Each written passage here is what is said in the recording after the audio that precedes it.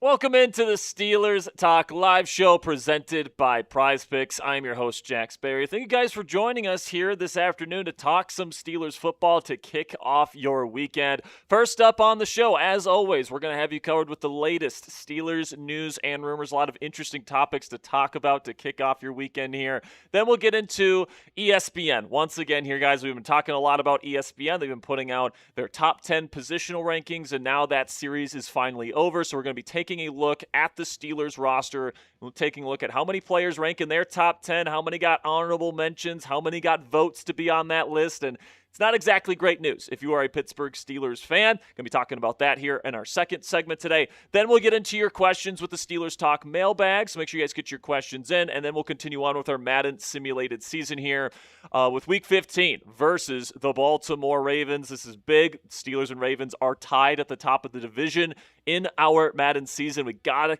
get the win to remain at the top of the division with just a few weeks left in the regular season. So if you guys want to get a question on the mailbag today, this is your opportunity to get your question up on screen and have me answer your question. The way that happens is if you guys use hashtag Steelers in the chat for a chance to get your question on the show for free, or if you want to guarantee your question gets on the show, you guys can super chat on today's show. I see my guy Bernard, our newest Black Diamond, is in the chat, putting in his first $5 super chat. We'll get to you in here just a second here, Bernard. But if you guys want to get in a super chat to guarantee your question gets on the show today, you guys can do that as well. We greatly appreciate all of your guys' donations. You guys can also send in donations via Venmo and PayPal. We actually do prefer Venmo and PayPal donations, guys, because we get to keep more of the money that's donated. YouTube takes a 30% cut, and Apple takes another 10% of every single super chat you guys send in. So if you want more of your donation dollars to go to us here at Steelers Talk, a small company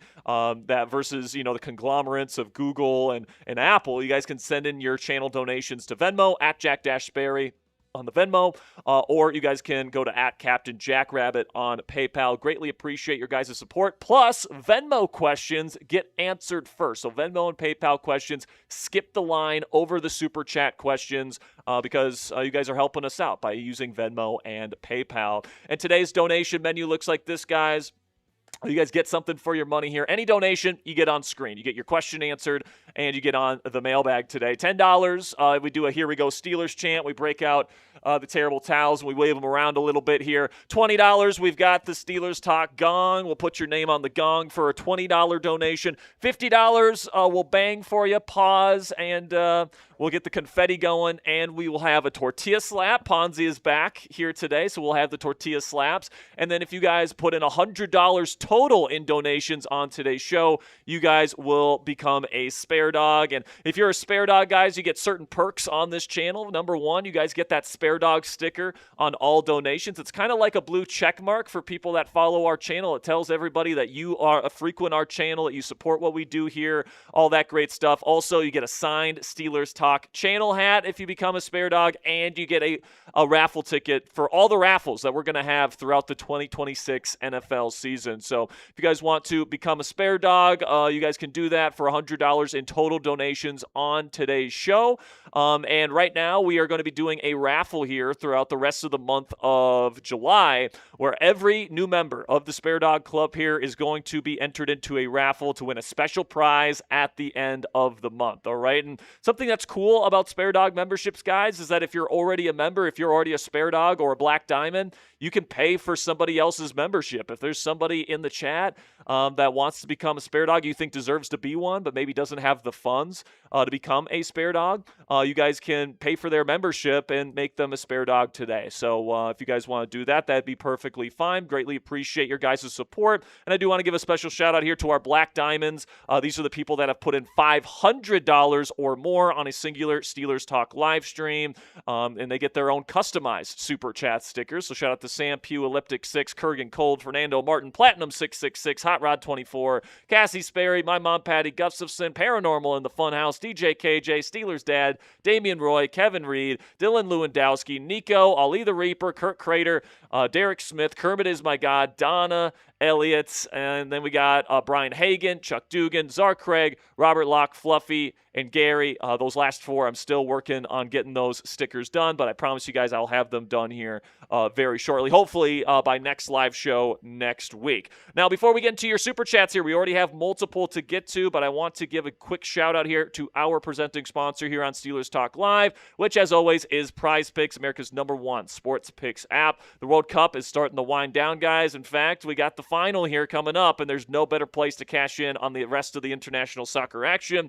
than with our friends at Prize Picks. The app is really easy to use. You just pick more than or less than on a few player stat projections, then lock in your lineup. And if soccer really isn't your thing, Prize Picks has a number of other sports to choose from, like baseball and more, to enhance your sports viewing experience this summer. You can even look ahead to next year's football season, like with this season-long Prize Picks projection, where I'm taking the more on passing touchdowns for Aaron Rodgers, the more on sacks for Jalen Ramsey, and the more on rushing touchdowns for Lamar Jackson. This is a 6x multiplier, which means if you can get all 3 projections correct in this lineup, that means that you can win 6 times your money. So you can turn $10 in an entry fee into $60 in winnings. So download the Prize Picks app today. Use code HMA when you play your first $5 lineup to receive $50 in lineups. That's code HMA when you play your first $5 lineup to get an extra $50 in lineups with Prize Picks. Click the link in the comments and description to download the app today. And a big thank you to Prize Picks for sponsoring today's edition of Steelers Talk Live. And now we can welcome back our lovely producer. Mr. Ponzi is back. We had Captain Cully in the producer chair on Monday. Ponzi, it's great to have you back, my friend. We introduce our first super chat of the day. Our newest Black Diamond, Bernard Nixon. You want to read that question, Ponzi? Bernard, our newest Black Diamond, says, "Do you think Ryan Clark is right of what he said about the Steelers?" What did he say this time? Yeah, well, let us know what he said, Bernard. I know. Although we have been getting those I mean, confused. I don't know the difference between Ryan Clark and Kevin Clark, apparently. So you're going to have to tell me what he said there, Bernard. But I'm sure it wasn't anything positive. I'm sure that he's somebody that's a big Mike Tomlin guy, and I'm sure that he feels like the Steelers losing Mike Tomlin is a big downgrade. I know he wasn't the biggest fan of the Mike McCarthy hire either. I know he's not the biggest fan of Aaron Rodgers, so I don't think Ryan Clark is feeling all that optimistic about the team. And I disagree. I have a lot of optimism surrounding this team. There's obviously an avenue where things could go wrong for the Steelers this year, but I think for the most part, this is a team with a very high floor, and I think that there is room for a more of a ceiling than what we've seen from this team over the last several years, so I'm excited about it. $1 from Ivan puts in his super chat here. He says, "What do you think the Steelers' record will be?" Well, obviously it depends on some of the question marks and how many of their question marks can be kind of hit a green light. Question mark on the offensive line. Will Rodgers, with better weapons, throw the ball downfield more often? Can Patrick Graham get this defense from middle of the pack last year to in the top half of the league at least, but hopefully in the top 5 conversation? Those are going to be questions that determine, the destiny of this Pittsburgh Steelers team. If I had to give my best guess, I think there's going to be probably around 11 wins. I think that would be somewhat realistic here. I think that this is going to be a better team than what it was last season, and I think that they'll win a lot of football games. I think the defense, will be good at the very least. Maybe it won't be elite, but I think that at the very least it'll be a very good top 10 defense. I think the offense will be better than it was last year as well. So I'm going to go with 11 wins right now, Ivan, but there's definitely some wiggle room there. I could see anything between 9 and maybe 12 wins, I think, is probably the window that's pretty realistic. And I really don't see a world where this team completely falls off the wagon and finishes with 5 wins. Yeah. I do think that unless there's injuries. Unless there's injuries, even then, I do think that like a guy like maybe either they bring back Mason Rudolph if he's not claimed by anything, if he's cut from the team, or they let Will Howard rock with it. I really do think like this team on paper is at best maybe a 12 to 13 win team, and at its worst maybe a 7-win team if everyone stays healthy. I really don't think they'll lose the losing streak or the winning streak or the non-consecutive non-losing seasons. Yeah, because the 8-8 season or whatever. But I do think that this team is as good as any team, or as good as any Steelers team that they've had in the past 5 years. Yeah, I'd say 2020 was probably the last time that we've had a team at least this good. And if you hit certain green lights, like if Peyton Wilson takes that next step this year, Derek Harmon takes that Yep. next step, if Jeremy Bernard's good right away, if Aaron Rodgers starts throwing the ball down the field more often and the weapons around him help get more out of the passing game, and maybe you hit a couple green lights with Jennings Dunker and Max Ahanicher right away, that would be fantastic if that happened. Obviously, there's some question marks with Fa'utano and McCormick switching sides, even though I think they'll be fine. There's just a lot of question marks surrounding this Steelers football team heading into the year. So I don't want to come up here and say for sure, oh, the Steelers are bona fide Super Bowl favorites or something like that. Like, that's just being disingenuous, and it's just not correct at this stage, right? It could get to that point if they hit a ton of green lights. It's just there's a ton of question marks, and we don't know the answers to those questions at this point. $5 here from Bernard says, if Stafford was on this team, people would still say they're 9-8 and a 10-7 team.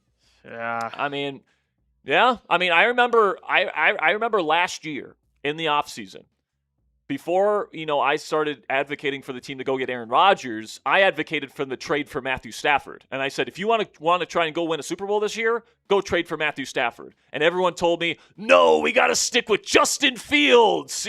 Justin Fields is our guy. And Matthew Stafford, this team's not good enough to win a Super Bowl with Matthew Stafford. And it's like, listen, man, if you would have had Matthew Stafford and you would have kept George Pickens, that last year's Steelers team maybe could have won a Super Bowl, man. Like, I was thinking about this the other day, Ponzi.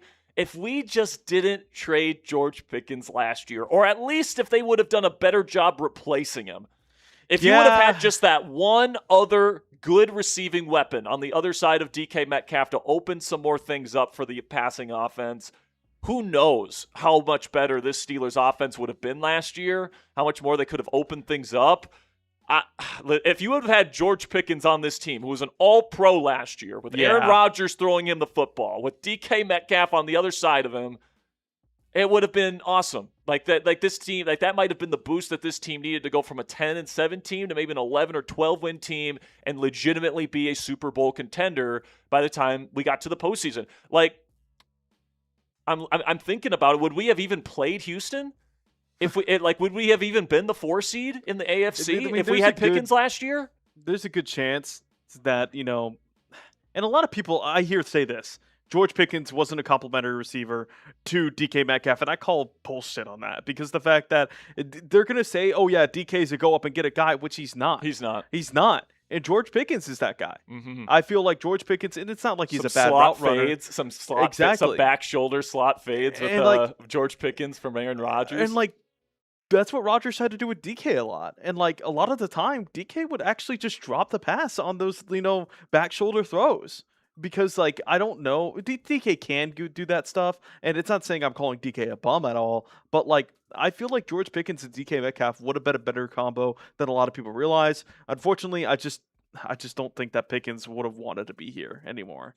And that was the main thing. Yeah, and that's disappointing. That's just a disappointing thing of it. That's the reality of the situation, where the Steelers failed to get him any really other surrounding receiving weapons other than 1 year Deontay Johnson, and even then it was just But he was like a rookie when he played with Deontay. Exactly, that's what I'm saying. It's just they didn't do enough to surround him, and if you would have just had him for one more year, man, if you could have just held on to that relationship for one more year, oh my gosh, it could have been awesome last year, and it could have been awesome heading into this year as well, man. Exactly. But now you get Michael Pittman Jr., who's not George Pickens, but he is a bigger receiver, physical, can make tough catches in contested catch situations.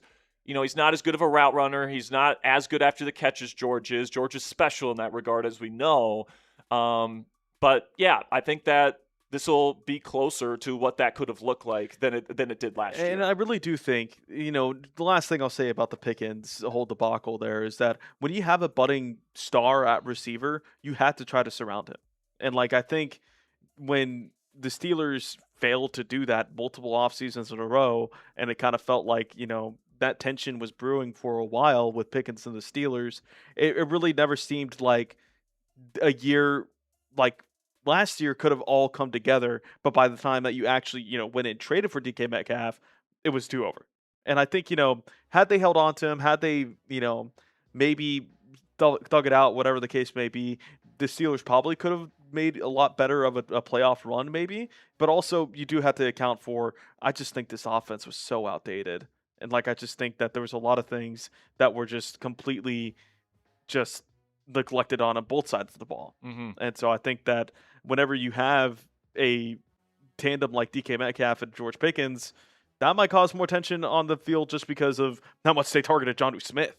Yeah. I mean, it's the amount of playing time that Jonnu Smith had last year was ridiculous because of how good Pat Freiermuth was with Aaron Rodgers. Like, you had a guy in Pat Freiermuth who clicked with Aaron Rodgers last year, and it's like, nope, we're gonna put Jonnu Smith out there instead of Pat. Manufactured touch guy. And it's like, I don't know how Pat did it last year. I cannot believe. I would have demanded a trade. I can't believe Pat Freiermuth was as good of a teammate as he was last year, given that situation. It was an absolute joke that Arthur Smith played Jonnu Smith as much as he did, especially midway through the season when, Jonnu was clearly like the worst player on the offense, and they just refused to take him out of the lineup. I don't know, man. And it's not like Rodgers got along with him either. Yeah, Rodgers didn't like him. He called him out, for running the wrong routes at times, and that's his fault. So yeah. I'm excited to see what this offense looks like now that we're not playing 10 on 11. Because when you have Jonnu Smith out there, a lot of times it was playing 10 on 11, it felt like. And now that won't be the case. You got Pat Freiermuth out there more often. And I really do feel like even then you could argue sometimes the Steelers were even playing with 9, just because of the fact that they would bracket a DK Metcalf and just double team him and then just let someone else try to beat him. And that didn't really work out. So, wow. I see Ethan Pocic is signing a deal with the Baltimore Ravens. Wow. We got to re-sim. No, we don't. I'm kidding. It's a center. I'm kidding. It's whatever. Yeah. Okay, so we have a new center in the AFC North. Ethan Pocic is back in the AFC North. He was the longtime center. Well, not long time. He was there for a few years in Cleveland. Now, was he drafted by them? No, he was drafted by Seattle. He went to Cleveland. I forgot. Went to Cleveland. Then he tore his Achilles last December. He was actually playing pretty decently. And a lot of people didn't think he was going to be able to play this year, but it was announced that he's ready to go. Some teams in this league particularly need center. The Ravens were one of them, and they end up getting Ethan Pocic there. So just a little news in the AFC North there. Then we get another one here from Bernard. And he says, Ryan Clark said the Steelers are a 9 or 10 win team at best. See, I don't get that, Sperry. I mean, at best, like I feel like that's like the floor for this team if they stay relatively healthy. Yeah, and like obviously, you could completely fall off the wagon with injuries. And I said like 8 to 9 wins is the floor. And that's being a little bit like brutal there, but I still do think this team has a lot of talent. I do think that this team could reach 13 wins. It's got a lot of frankly, like people want to talk about how old the Steelers defense is and stuff, and it is, there's a lot of veterans, but like they've injected so many young players on this team over the last 3 years, and it's like you got Peyton Wilson, who hasn't broken out yet. He could break out this year. Derek Harmon hasn't broken out yet. He could really establish himself this year. Joey Porter Jr., apparently, according to ESPN, is not a top 10 corner. Crazy. Apparently, they think he can take another step, right? So there's a lot of players on this team that could take that next step. And if that happens, and if we just get the same level of play that we got from Aaron Rodgers last year with better weapons around him, better coaching, etc., we're looking at a better football team this year, right? So James S. with a $5 super chat. James, by the way, joined the Spare Dog Club last. I think it was it was last Friday. So shout out to James. It's based on last year's performance. Who is the most underrated Steeler currently on the roster? I'm going to throw a name out there that I feel like never gets discussed, but I just like him as a player. And I'm not saying that he's like an awesome stud or star player. I just think that he's a very solid player. He's been this for a long time. He's very smart, and I'm happy he's on this team. And that player is Cole Holcomb, the third linebacker that we have here in Pittsburgh. Cole Holcomb, his issue is just he can't stay healthy, which is a pretty big bugaboo. Like when he's on the field, he is like exactly what I want in my linebacker room in the National Football League. He's smart. He doesn't play out of position. He's a coach's son. He's a great worker and a great locker room guy.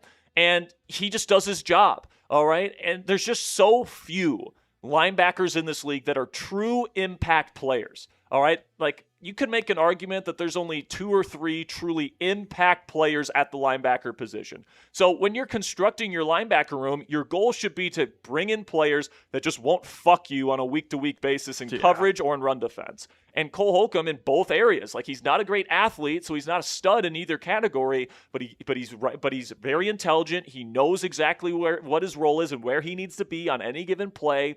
And he does his job, which is why I really appreciate Cole Holcomb. Now, he can't stay healthy, and he never has been in his NFL career. So that's why he's not a starter for a team at this point, frankly. But when he's on the field, he's a very good player. I'm happy he's here in Pittsburgh. Maybe that's not the sexy name that maybe you were hoping to get there, James. But I just want to give Cole Holcomb some love because I feel like he's been a little bit forgotten. Even by his own fan base here in Pittsburgh. And I think people have forgotten how good of a player Cole Holcomb is when he's on the field. He's not a special player. He's not a stud. He's not an impact guy, but he's not going to screw you on a week-to-week and on a play-by-play basis. Like, frankly, Patrick Queen kind of has these last 2 years. Yeah. Like, Cole Holcomb, I would say, he hasn't played as much as Patrick in their tenures here in Pittsburgh, but when they've both been on the field, Holcomb's been the better player. And it's not like crazy. And it's not by like a lot. Obviously, Queen has the blitzing ability, and he's got the speed, athleticism. He's got the athleticism. He's got more upside than Cole Holcomb, but like he's out of position so often against the run and against the pass, where it's like he's leaving guys wide ass open at times. And it's just like, I'm hoping that this new scheme that Patrick Graham is bringing in can get more out of Patrick Queen because they decided to keep him around. And they're paying him a lot of money against the cap. Yeah. All right. So for a player that's making that much against the cap at the linebacker position to be worth it, they have to be a really good freaking player. But this year, I'm kind of just hoping Patrick Graham can get Queen to just be solid and just be a good starter. Because the rest of the defense around the linebacking room is good enough where you don't need to have the most special linebacker group in the league to be a really, really good defense, right? So that's what I'll say on it right there, guys. Cole Holcomb is my choice. And I really do feel like another player that could get brought up for this argument, Brandon Echols. He's gone in, put his head down, and sometimes he's been cornerback 4, cornerback 5 on this team at times, and he's like due to injury or due to Darius Slay sucking. Like, he's been good. Mm-hmm. He's been good. He's been filling in. Like, they had to rely on him a lot last season just because of how many injuries they had to the safety position and how many injuries, the fact that Darius Slay just sucked. But like, Brandon Echols is like been one of my favorite Steelers to watch. Just because of the fact that he's, really athletic, really smart, doesn't get put out of or get beat too badly at some points. And, I think that he could be a really nice cornerback depth for this team for years to come if they decide to lock him up for further years. I don't know if that's the really long-term plan for him. Yeah, but he's a really good backup corner. Exactly. And like, that's play inside or out. You need those. Yeah. And like, the thing is that when you have no cornerback depth, it shows. Like, one injury and you're going to get exposed all the time. And so I think, having a Brandon Echols is really, because of the fact that, he had 3 picks last year, 2 in the regular season and 1 in the playoffs. Mm-hmm. And it's just, he's been one of those players who's been not really talked about just because of the fact that he's not necessarily a starter, but he's been really good. Yeah, and then going back to the linebacking room, I actually think where the upside exists in this linebacking group is actually Peyton Wilson. Yeah. Because Peyton, coming out of NC State, like, he was like almost a late first-round caliber talent coming out of NC State. The reason why he fell to round 3 was because of injury stuff, right? Yeah, the fact he doesn't have ACL. Luke Kuechly himself has said that Peyton Wilson's game reminds him of him. And that's high praise from one of the greatest linebackers to ever play this game. And as we know, that Tomlin and Austin scheme was just terrible for a young linebacker to be in. During the Terrell Austin era, so since 2022, has there been any linebacker that has played here that has had a good season? Legitimate question. That has had like a really good season. No. Devin Bush, awful. Went somewhere else, played better. Robert Spillane was a backup here in Pittsburgh. Goes to Vegas under Patrick Graham, becomes one of the best starters in the league. Now you get a guy here, and then, by the way, it goes the other way around. Patrick Queen was an All-Pro. I didn't think he should have been an All-Pro in Baltimore. No, I definitely think that was a little bit of an overrated season. Yeah, I think that was a little bit of an overrated season for Queenie. But but he got that honor, and it was his best season in the NFL, right? He went from that to almost, I'm not going to say unplayable, but definitely somewhat of a liability here in Pittsburgh. And you're in that Tomlin and Austin scheme, and it's like this is that scheme where you ask these linebackers to go up one-on-one and match coverage versus slot receivers and trips formations and all this different shit that they ask these guys to do.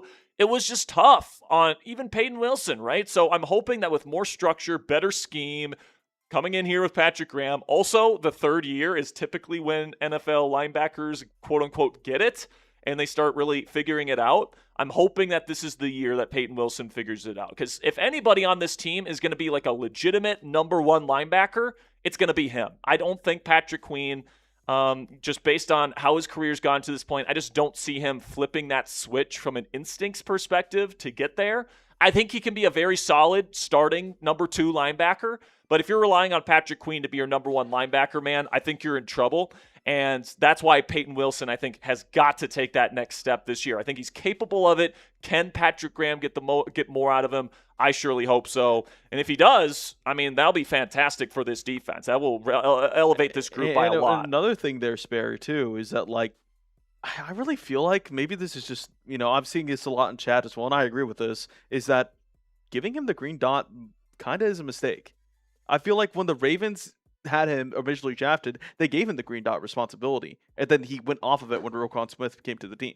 Yeah. So, like, him not having the green dot, I think would actually allow him to slow the game down instead of worrying about the call. Be him. Like, focus on him. Yeah. So, like, I don't know if Peyton Wilson's that guy to do the green dot. I think they're practicing with him as green dot right? What's up? That they're trying to train Peyton Wilson to be the green dot as well. Well, no, I mean, or is it Cole Holcomb? Yeah, they've cross-trained Peyton for a while because if Queenie ever went down with an injury, you would need Peyton to do it. So I think they'll probably continue to do that. I don't think they've given us an answer, though, in terms of who's going to wear the green dot this year. So maybe it'll be Ramsey. I don't know. Yeah, maybe. I think Ramsey would make sense. Ramsey's smart. He's very smart. He's very good at communicating. Like, if you ever go to a Steelers training camp practice in Latrobe, something that really caught my eye, or my ear, I should say, was how much Ramsey was talking pre-snap. Like, if you're looking for somebody to be a great communicator, somebody that's going to be on the field every play, like, I think Jalen Ramsey makes some sense there. But we'll see what Patrick Graham decides. I trust him to make the right decision there. James Smith with another 5 says, I agreed on Holcomb. Who is the biggest cap killer you would remove if there were no penalties associated with it? Well, I mean, obviously dead cap is a factor and a big variable to these conversations. But, like, honestly, man, if there was no cap penalty right now on a player, who would I want to get rid of? I kind of have my answer, and it's the guy we've been talking about. I mean, TJ Watt is somebody that's got a ton of money, but I like him as a player. I wouldn't necessarily, like, if I could re-sign him, that would be great. But, like, if you could lower his cap hit, maybe. If you could find a decent trade for TJ Watt, I would probably think about doing that at this point. The thing but is, they're not going to do it. If they're not going to do it, it's a win-now season. If you want, like, a realistic guy, like, honestly, Patrick Queen. That's exactly who I'm talking about. Patrick Queen. I mean, if you cut him right now, you would save $10.8 million in cap space. You would take on $6.3 million in dead cap, which isn't that bad. Like, I don't think the drop off in the linebacker room is as significant as people would think. Like, theoretically, if you cut Patrick Queen and then signed a Landon Roberts, it's not bad. Honestly, would we hate that? Sign Landon Roberts for the vet minimum. You have about $10 million extra to spend elsewhere. Honestly, Sperry, man, I would say they're not going to do it because they would have already done it, right? If they planned on Patrick Queen to be cut, they would have already done it. But I'm just hoping that this defense and this defensive coaching staff is right about what they think they can get out of Patrick Queen, because right now he's taken up quite a bit of money, man. Like, against the cap this year, he has a $17.1 million cap hit for somebody that's been a below average starting linebacker for the last 2 years. So they better be right about what they can get out of Patrick Queen. I've seen Patrick Graham turn around careers for linebackers. We saw him do it for Robert Spillane. He did it last year for Jamal Adams, who he played in a linebacker role. It can happen. It can Yeah. happen. I think this will be a very blitz-heavy team. Patrick's a very good blitzer. That's probably the best thing that he does. So hopefully they can get the most out of his skill set. Next super chat here. Give me it up. There we go. Zenu says, what is the one thing we should worry about this team in the upcoming season? The number one thing that we should be worried about. It's a good question. I would say the right side of the line. Yeah, I'd probably say the right side of the O-line is probably the thing that I'm a little bit worried about. Now, I actually feel pretty good about Dylan Cook at right tackle, but right guard is probably the biggest question mark for me because I don't think Spencer Anderson or Brock Hoffman are really all that good. I think they're replacement level guys, backups, and you got Jennings Dunker, who's the future at the position, but he's transferring over from tackle to guard, and he's going to have to make the transition from college to pro. Those are two very difficult transitions to make, and I don't know if he's going to be ready to go. So I think that's a big question mark. And then another thing to maybe worry about is that, maybe Mike McCarthy doesn't evolve as an offensive play caller. And, it's once again another offensive play caller here in Pittsburgh that's vanilla, that's not with the times. And it's just another, kind of bland, boring Steelers offense. Like that's a worry that I have. Also, Mike McCarthy teams tend to be heavily penalized. That's another thing to worry about with this team, I would say for sure. Also, you're really relying on at least one of Jeremy Bernard and Rowan Wilson to step up and develop a chemistry with Aaron Rodgers. We don't know if that's going to happen because Rodgers typically doesn't work with younger receivers. That's a little bit of a worry. Peyton Wilson, is he actually going to be able to take that next step? Patrick Queen, is he actually going to be that much better in Patrick Graham's defense? Because if that group is a liability again for the Steelers, that's going to hurt the run defense. That's going to hurt the pass defense. That's going to lead to more, completions over the middle of the field. It's just like, especially if you want to play two high safeties the way Patrick Graham does, you have to have linebackers that can kick some ass and be good against the run. And Patrick Queen and Peyton Wilson have not been that the last 2 years, period. So that's a little bit of a concern. So I hope that's a good enough list of concerns there for you, Zeno. Also, Cameron Johnson's been cut by 3 different teams in the last... Including the Steelers. Over the last year, including Pittsburgh. So, I don't know if Cameron Johnson's got it anymore. So maybe that's a good list of concerns for you there, Zeno. And here we go. And there we go. It's it. Here we go, Steelers. Here we go. Let's get one for James. He put in 2 5s. Here we go, Steelers. Here we go.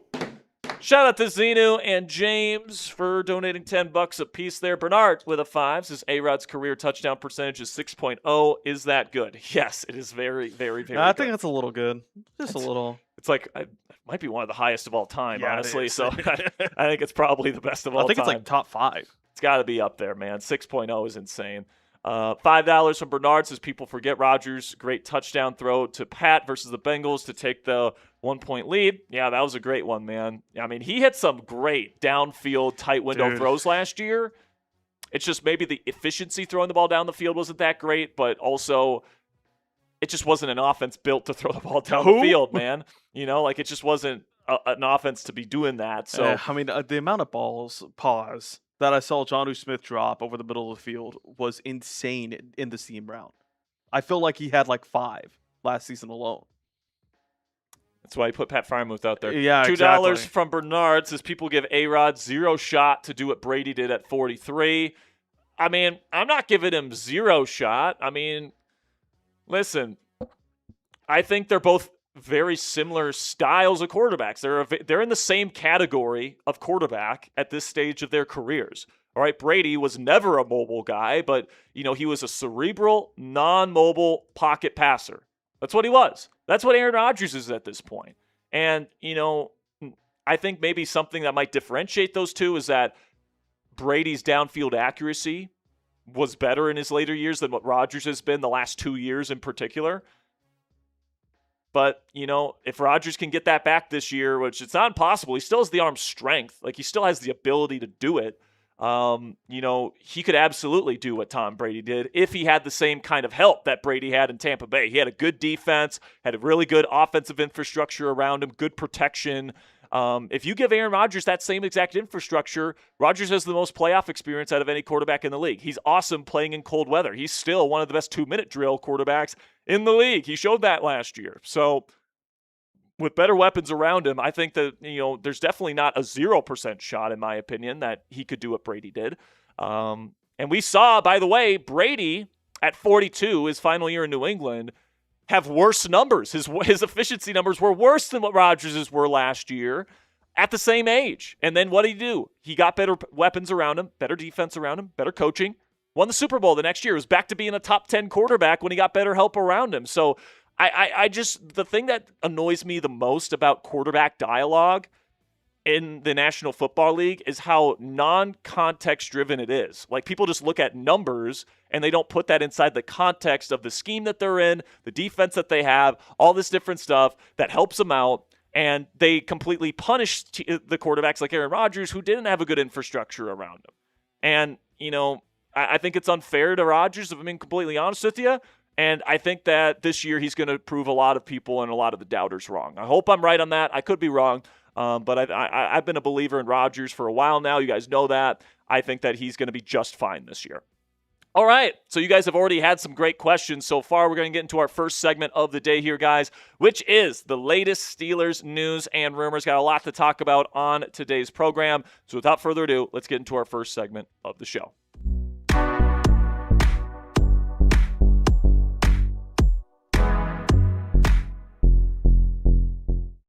Welcome into Steelers Talk by Chat Sports, presented by Prize Picks. I'm your host, Jack Sperry. Tonight on the show, we're going to start off our coverage with an article that claims that the Pittsburgh Steelers should sign Kenny Moore as a safety. I'm going to be breaking down my thoughts on that interesting idea at the top of the show. Then Mark Caboli shares his dark horse starter candidate for the Pittsburgh Steelers as we approach Steelers training camp in just a few short weeks. And then we'll finish up today's show with an absolutely wild Mike Tomlin theory that claims that he could be back here in Pittsburgh as this team's head coach in just a few short years. Now let's dive right into our first segment of the day here, starting with Steelers Nation's Anthony Halkias. I hope I'm saying that right, Anthony, where he wrote an article claiming that the Pittsburgh Steelers should consider signing Kenny Moore as a safety. If you don't know, Kenny Moore has been a very good corner in this league for a while, versatile inside-outside guy. He suggests the Steelers should sign him as a versatile DB and consider playing him at safety. This is what he had to say in his article on this idea. He says Steelers General Manager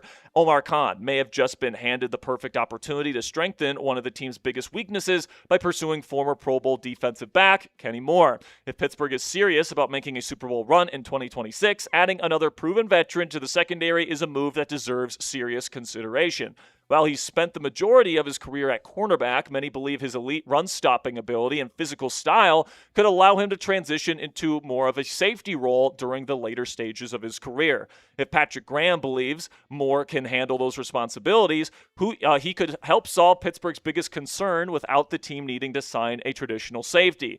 There is certainly some more risk involved with asking a veteran to play a new position, but the potential payoff could be significant. So listen, man, Kenny Moore is a player that I've suggested in our perfect off seasons in the past to go out and sign. Good football player, man. He's a little bit undersized as he's been throughout his career, but that hasn't stopped him from being a really, really solid cover corner throughout the course of his career. Ball production is very high, can play inside or out. Now, last year wasn't his best season ever, just a 66.7 PFF grade. But I definitely think this is an interesting idea because we have talked about safety being a position that I'm more than open to the Steelers signing another piece at. But putting a guy like Kenny Moore, who's only really played cornerback in his career back there, is interesting. It's a little bit risky because, like he mentions in his article, putting a long-time corner at a different position can be tough to teach an old dog new tricks, so to speak, right? However, I don't think Moore would really be interested in Pittsburgh, even if the Steelers were interested in him, just because I think that he wants to play corner,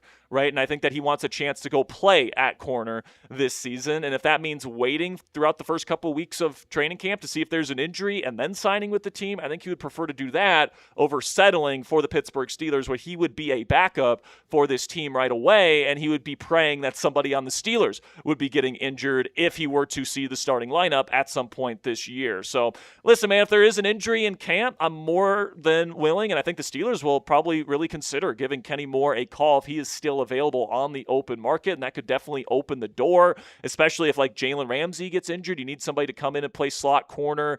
That's definitely something that could happen if Ramsey were were to go down, God forbid, with an injury in Latrobe. But what say you guys? Let me know down there in the comment section. Should Pittsburgh sign Kenny Moore to play safety and be their third safety, that first line of defense behind Deshaun Elliott and Jaquan Brisker? Give me a yes or a no down there in the comments section. Now, before we get into the rest of today's show, I want to show you a projection for a season-long lineup here on the Prize Picks app on Jalen Ramsey that I think you guys should definitely be getting in your lineups this year, which is to take the more on sacks for Ramsey. Right now, it's just listed at a quarter sack by the Prize Picks app, and if he just gets a half sack, he's going to be able to hit this 4-year lineup this season. And Ramsey had more sacks than this last year, obviously, and he didn't play it close to the line of scrimmage nearly as much as he's going to this year. I think Patrick Graham is going to find some very creative ways to use Ramsey's skill set as a blitzer, and I think he's going to get somewhere between like 2 to 4 sacks this year. So I think that you should comfortably be able to hit this in your season-long lineup. So take the more on sacks for Jalen Ramsey. I am also taking the more on passing touchdowns for Aaron Rodgers. I'm taking the more on rushing touchdowns for Lamar Jackson. And this particular projection, guys, you could win 6 times your money on the Prize Picks app. So you guys can put in a $10 entry fee and come away with $60 in winnings. So download the Prize Picks app today and use code HMA when you play your first $5 lineup to receive $50 in lineups. That's code HMA when you play your first $5 lineup to get an extra $50 in lineups with Prize Picks. Click the link in the comments and description to download the app today. And a big thank you to Prize Picks for sponsoring today's edition of Steelers Talk.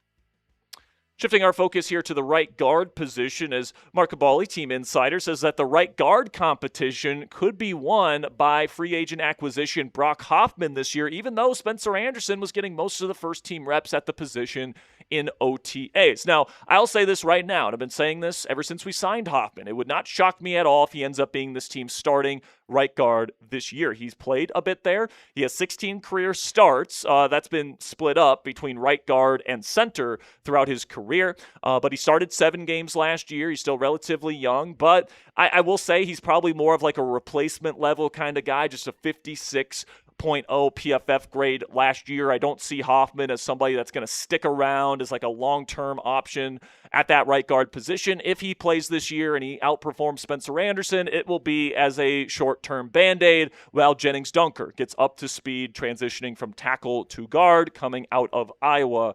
And at the end of the day, man, it doesn't surprise me that Hoffman is in the mix here and that the Steelers like him, because if Pittsburgh really felt comfortable with Spencer Anderson as this team's short-term option at right guard, they wouldn't have brought in more competition, right? They just probably wouldn't have done that. And they probably wouldn't have, drafted, guard as early as they did in Jennings Dunker. So I think that this position is definitely a weakness heading into the season, at least for now.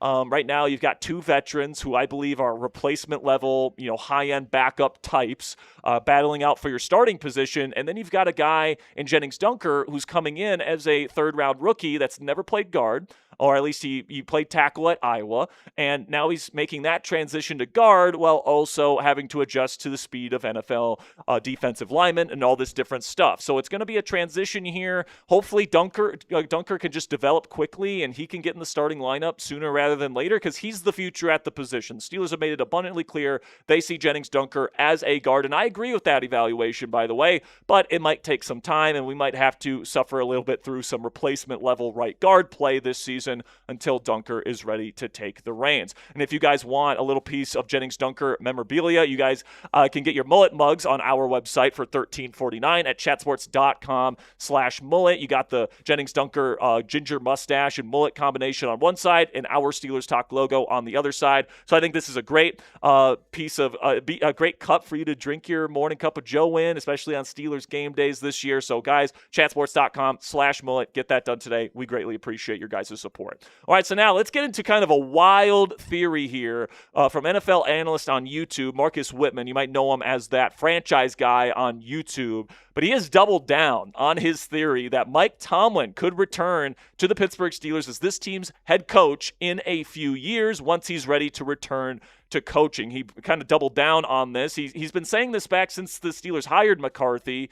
all those months back, but he just reiterated it in his most recent Steelers deep dive here, where he ranked the Steelers the number 21 overall roster in the league. By the way, check out his stuff. His deep dive series is absolutely fantastic. Marcus does a fantastic job on his channel. But I want to dive into this theory because I think it's really interesting, and not a lot of people are talking about it right now. And if it happens, it will be one of the biggest stories in professional football if it ends up happening. This is what he had to say. Not a lot of people seem to be with me on this, but I would not be stunned if the Steelers, seeing the way the locker room reacted to when Mike Tomlin announced that he's going to step away from the team, if the Steelers deep down really want Tomlin back here when he's ready to coach again, it's going to be a Sean Payton situation where Tomlin comes back, the Steelers will have his rights, so he's either going to coach the Steelers or they're going to trade Mike Tomlin. I would not be stunned, just as Mike McCarthy was a yes man in so many ways for Jerry Jones, if this is like, Mike, you can coach the Steelers for a couple of years, but understand when Tomlin comes back,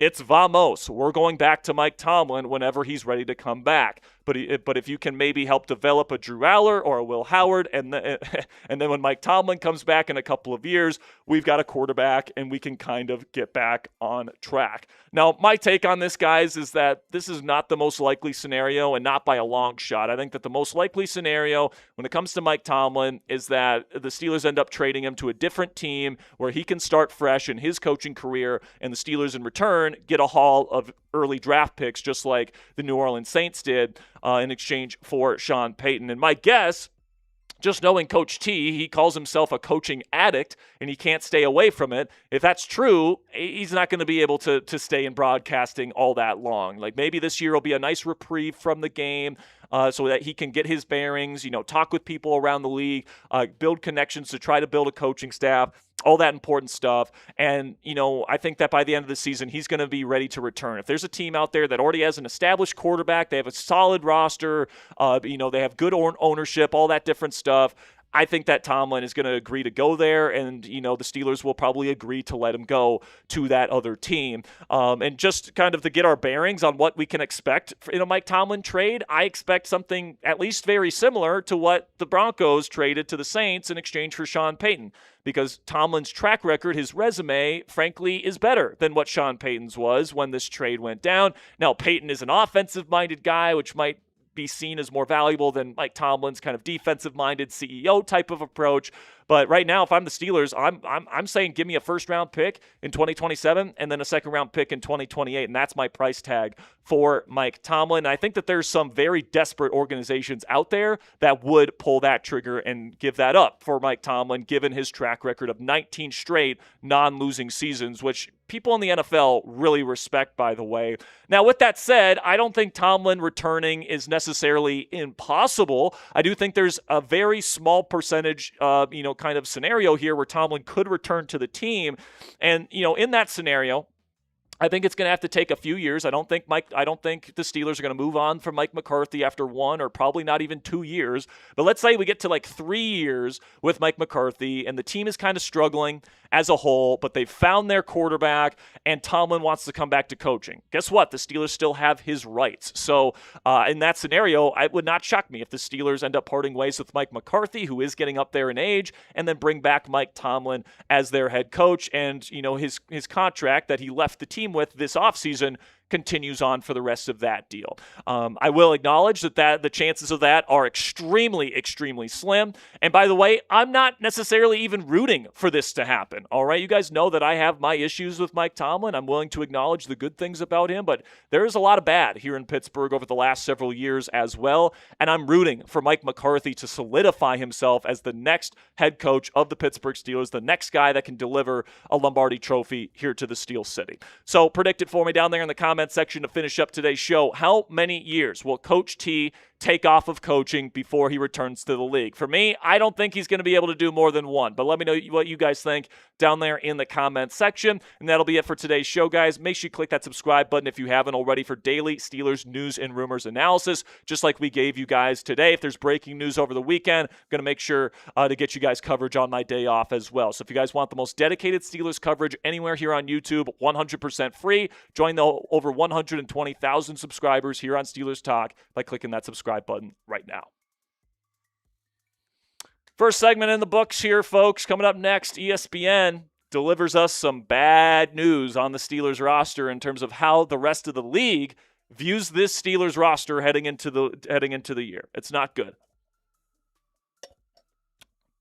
Now, that doesn't mean I necessarily agree with what these rankings have said, but I mean, they've gone through every single position, Ponzi, and they claim that this is from NFL execs, coaches, and scouts, and the Steelers, as we're going to see, only have one player ranked as a top 10 player at his position heading into the year.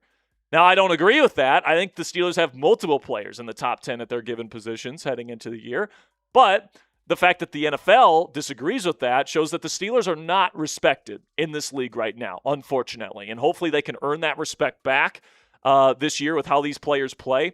But, of course, you guys can get your super chats in and your questions. Hashtag Steelers to get a question on the mailbag for free. Or if you want to guarantee your question gets on the show, you guys can super chat as always. And if you want to skip the line, get your question answered first, you guys can donate to @Jack-Sperry on Venmo or @CaptainJackRabbit on PayPal. Again, guys, Venmo and PayPal questions get answered first because they help out the channel. They really do. We get to keep a higher portion of your donation when you donate to Venmo or PayPal. But we appreciate super chats as well. Of course, our donation menu, just to remind you guys, any donation gets on screen. If you have a question, we'll answer it. $10, we'll get the terrible towels out here, do some waving. $20, you get your name on the gong. $50, we bang, and we get a tortilla slap. I want to slap Ponzi to kick off my weekend here, guys. Let's make it happen. And if you want to become a spare dog today, you can donate $100 total on the show. As a friendly reminder, any Madden Sim mess-ups, the F Ponzi's? Half off. Tortilla slaps are half off. Half off. All right, we'll do it. And if you guys want to become a spare dog today, it's $100 total in donations. Your perks are you get a super chat sticker, spare dog super chat sticker on all of your donations for this season. Also, you get a signed Steelers Talk channel hat.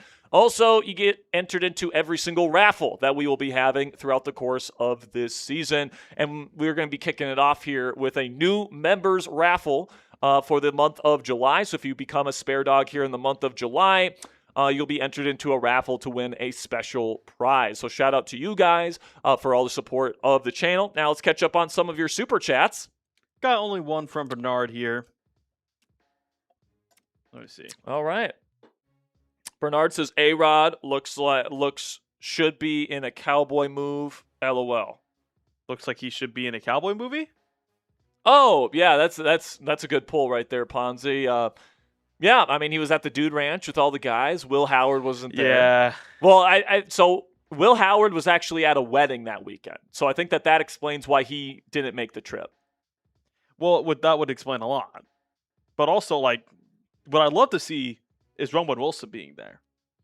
Yeah, Roman Wilson was there. Jeremy Bernard was not. He was busy working with the route god, actually. That's good. Yeah, and that's good. You know, Jeremy is somebody that is a hard worker.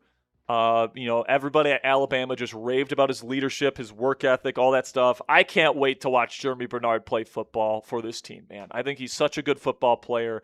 I think he's going to be good immediately. I think he's going to be a good number 3 receiver in this league immediately. And I really like how this Steelers wide receiver room sets up.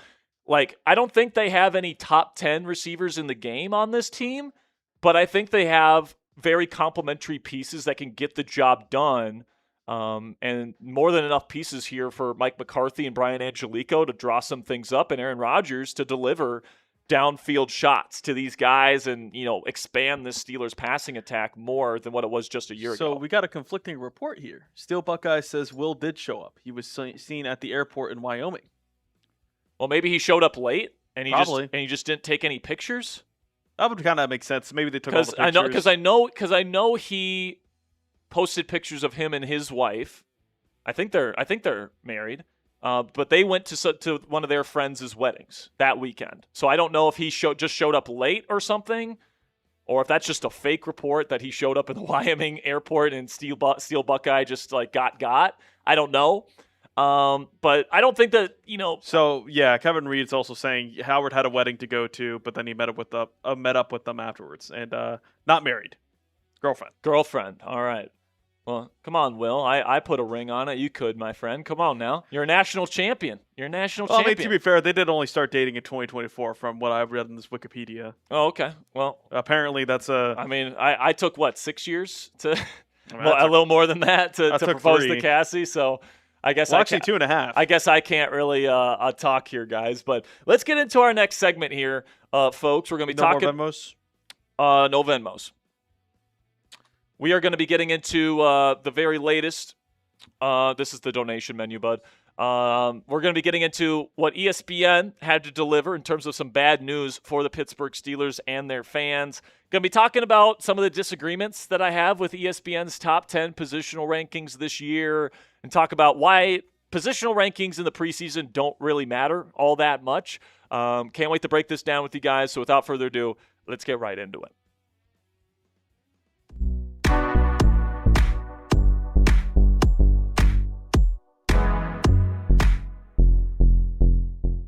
Welcome into Steelers Talk by Chat Sports, presented by Prize Picks. I'm your host, Jack Sperry. Now, ESPN has released their annual positional top 10 lists for every single position in the National Football League heading into the 2026 NFL season. Now, keep in mind that ESPN claims that these lists are based on all the votes from NFL execs, coaches, and scouts. So they're kind of trying to pass the buck onto the people in the NFL.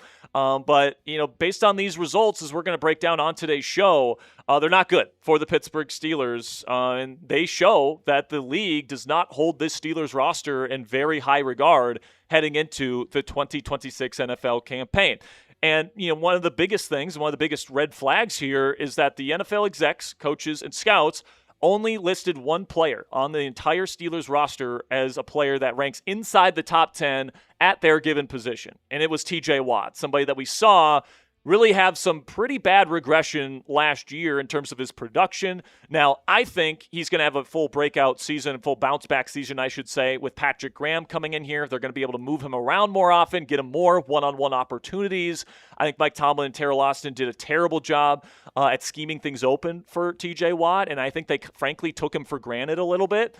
I don't think Patrick Graham's going to do that, and I think Watt will be back to getting mid-teens level sacks, and he'll be this team's number one edge rusher this year from a sack production standpoint. So ESPN ranked him number 7 when he was number 2 last year, but the fact that your only top 10 player is a player that is past the age of 30 and he's physically regressing is definitely a little bit of a concern. Now, there is something to note here. They did not rank the top kickers in the league, and if they would have done that, they definitely would have ranked Chris Boswell in the top 10 list, definitely in the top 5, probably in the top 3. And if you ask me, he's the best kicker in the entire National Football League. But the Steelers did have some honorable mentions. These guys did not rank inside the top 10 at their given positions, but they did get honorable mentions, essentially saying they're top 15 in the game or so. Joey Porter Jr. Got an honorable mention. Same thing goes for Pat Freiermuth, the tight end, and Patrick Queen, the linebacker. And frankly, Patrick Queen, I think you probably could have just kept him off the list. I don't think he's been a top 15 linebacker in this game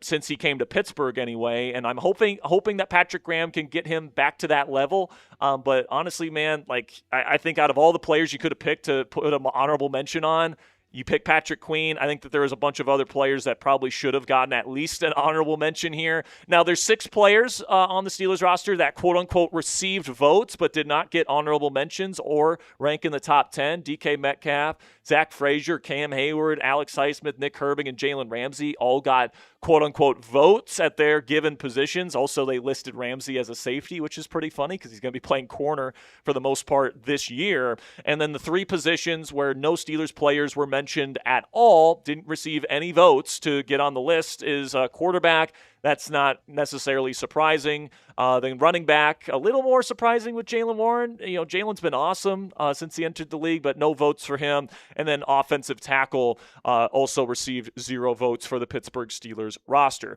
Now, listen, man, I'm just going to be upfront. I disagree with so much of what ESPN did here or what the quote-unquote NFL execs, coaches, and scouts decided here. I think that there's certainly 3 players that deserved to be in the top 10 of their respective lists and did not.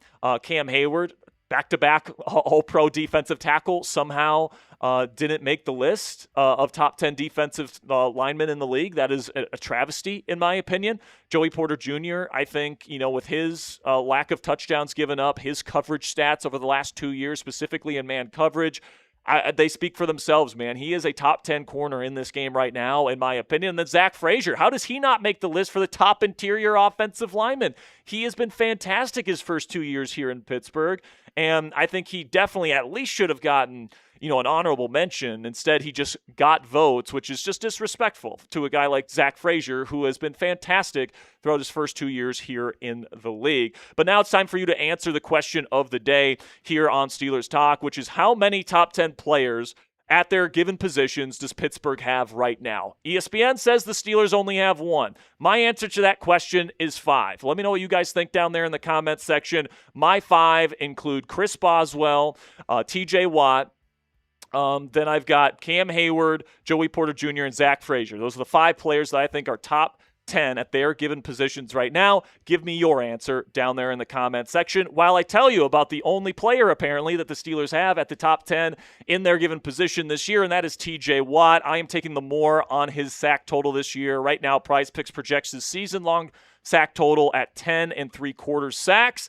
I'm taking the more on that because I trust Patrick Graham to get really creative with his fronts and to create one-on-one opportunities for TJ Watt. And if you look at, the one-on-one metrics for Watt this past season, he was still dominant in those types of situations. And because he's going to see more of those this year, I think that's going to lead to more sack production for Mr. Watt. As I mentioned, I think he's going to be the most productive edge rusher on the Steelers defense this year. So if you guys want to do this projection, you can put it with a couple other ones here, like taking the more on touchdown passes for Aaron Rodgers and the less on passing touchdowns for Lamar Jackson. You guys could walk away with $120 in winnings and just a $20 entry fee if you guys play the power play on the Prize Picks app. So download the Prize Picks app today and use code HMA when you play your first $5 lineup to receive $50 in additional lineups. That's code HMA when you play your first $5 lineup to get an extra $50 in lineups with our friends at Prize Picks. Click the link in the comments and description to download the app today, and a big thank you to Prize Picks for sponsoring Steelers Talk.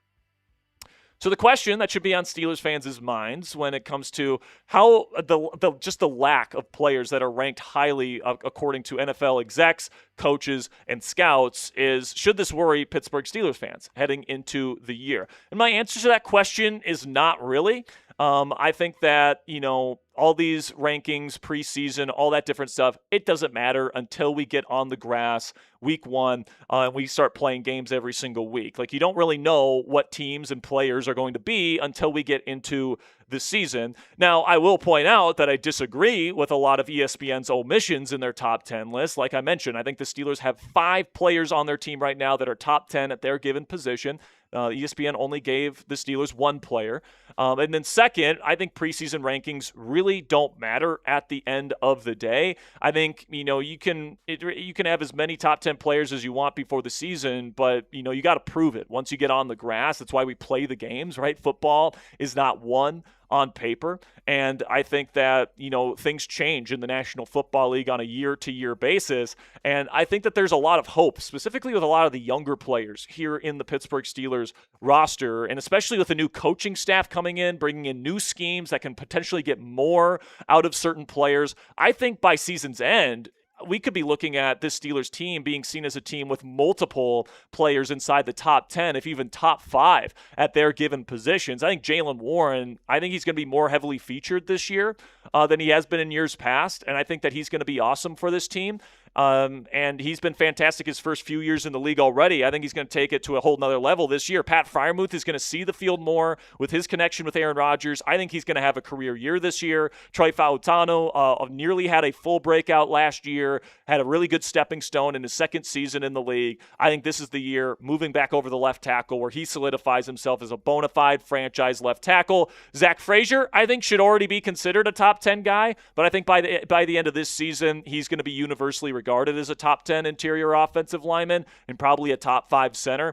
Cam Hayward should already be considered top 10, but if he gets another All-Pro selection, it's going to be hard to deny that he's a top 10 DT in the league. Derek Harmon going into his second year out of Oregon. He played through some injuries last year. It's his second year in the league. I think there's a chance that he could take a huge step forward this year. Peyton Wilson with Patrick Graham coming in. I think it's a much more linebacker-friendly defense. If Peyton Wilson can take that next step, he could be considered a top 10 guy by the end of the season. And then Joey Porter Jr., who should already be considered a top 10 guy, but if he repeats what he did just a season ago, they're not going to be able to deny it anymore. He has 2 straight seasons of elite production at that given position. So at the end of the day, man, like ESPN can disrespect the Steelers all they want. They can omit all pros from their top 10 list all they want, but at the end of the day, it's a team sport, and football is won on grass, not in ESPN rankings, right? So I think this is the best and most complete Steelers roster, top to bottom, that we have had, at least since the 2020 season when this team won 12 games. So I'm very optimistic about this team heading into the year,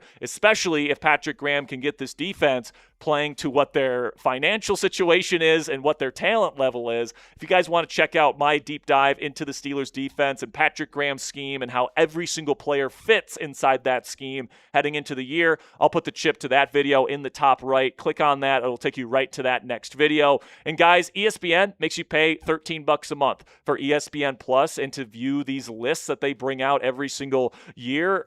We just gave it to you 100% free here on Steelers Talk. So if you guys want free premium Steelers content, you don't have to want to have to give Disney another cent to go see these ridiculous rankings where they don't rank Pittsburgh Steelers where they rightfully deserve to be. You guys can just click that subscribe button. Join us here at Steelers Talk. We got free videos every single day so that you guys can become an expert on this year's Pittsburgh Steelers club. So make sure you guys click that subscribe button if you haven't already. Till next time, guys. Here we go, Steelers. Second segment in the books. Coming up next is your questions.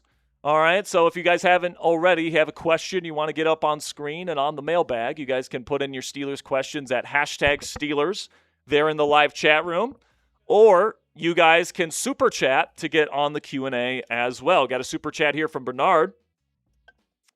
He says everybody picks the Steelers to go 6-11 and 5-12. I just don't see that unless injuries happen. Yeah, man. I mean, I've seen worse rosters go 10-7 the last 3 years. I mean, dude, that Panthers roster last year. Now, maybe you can say the Steelers got lucky in all 3 of those seasons. Maybe you could make that argument. But, I just look at this Steelers roster, especially on the defensive side of the ball, and with the new injection of schematics on both sides of the ball, I think we're upgrading both of those. You're upgrading the pass game weaponry to a large degree, in my opinion.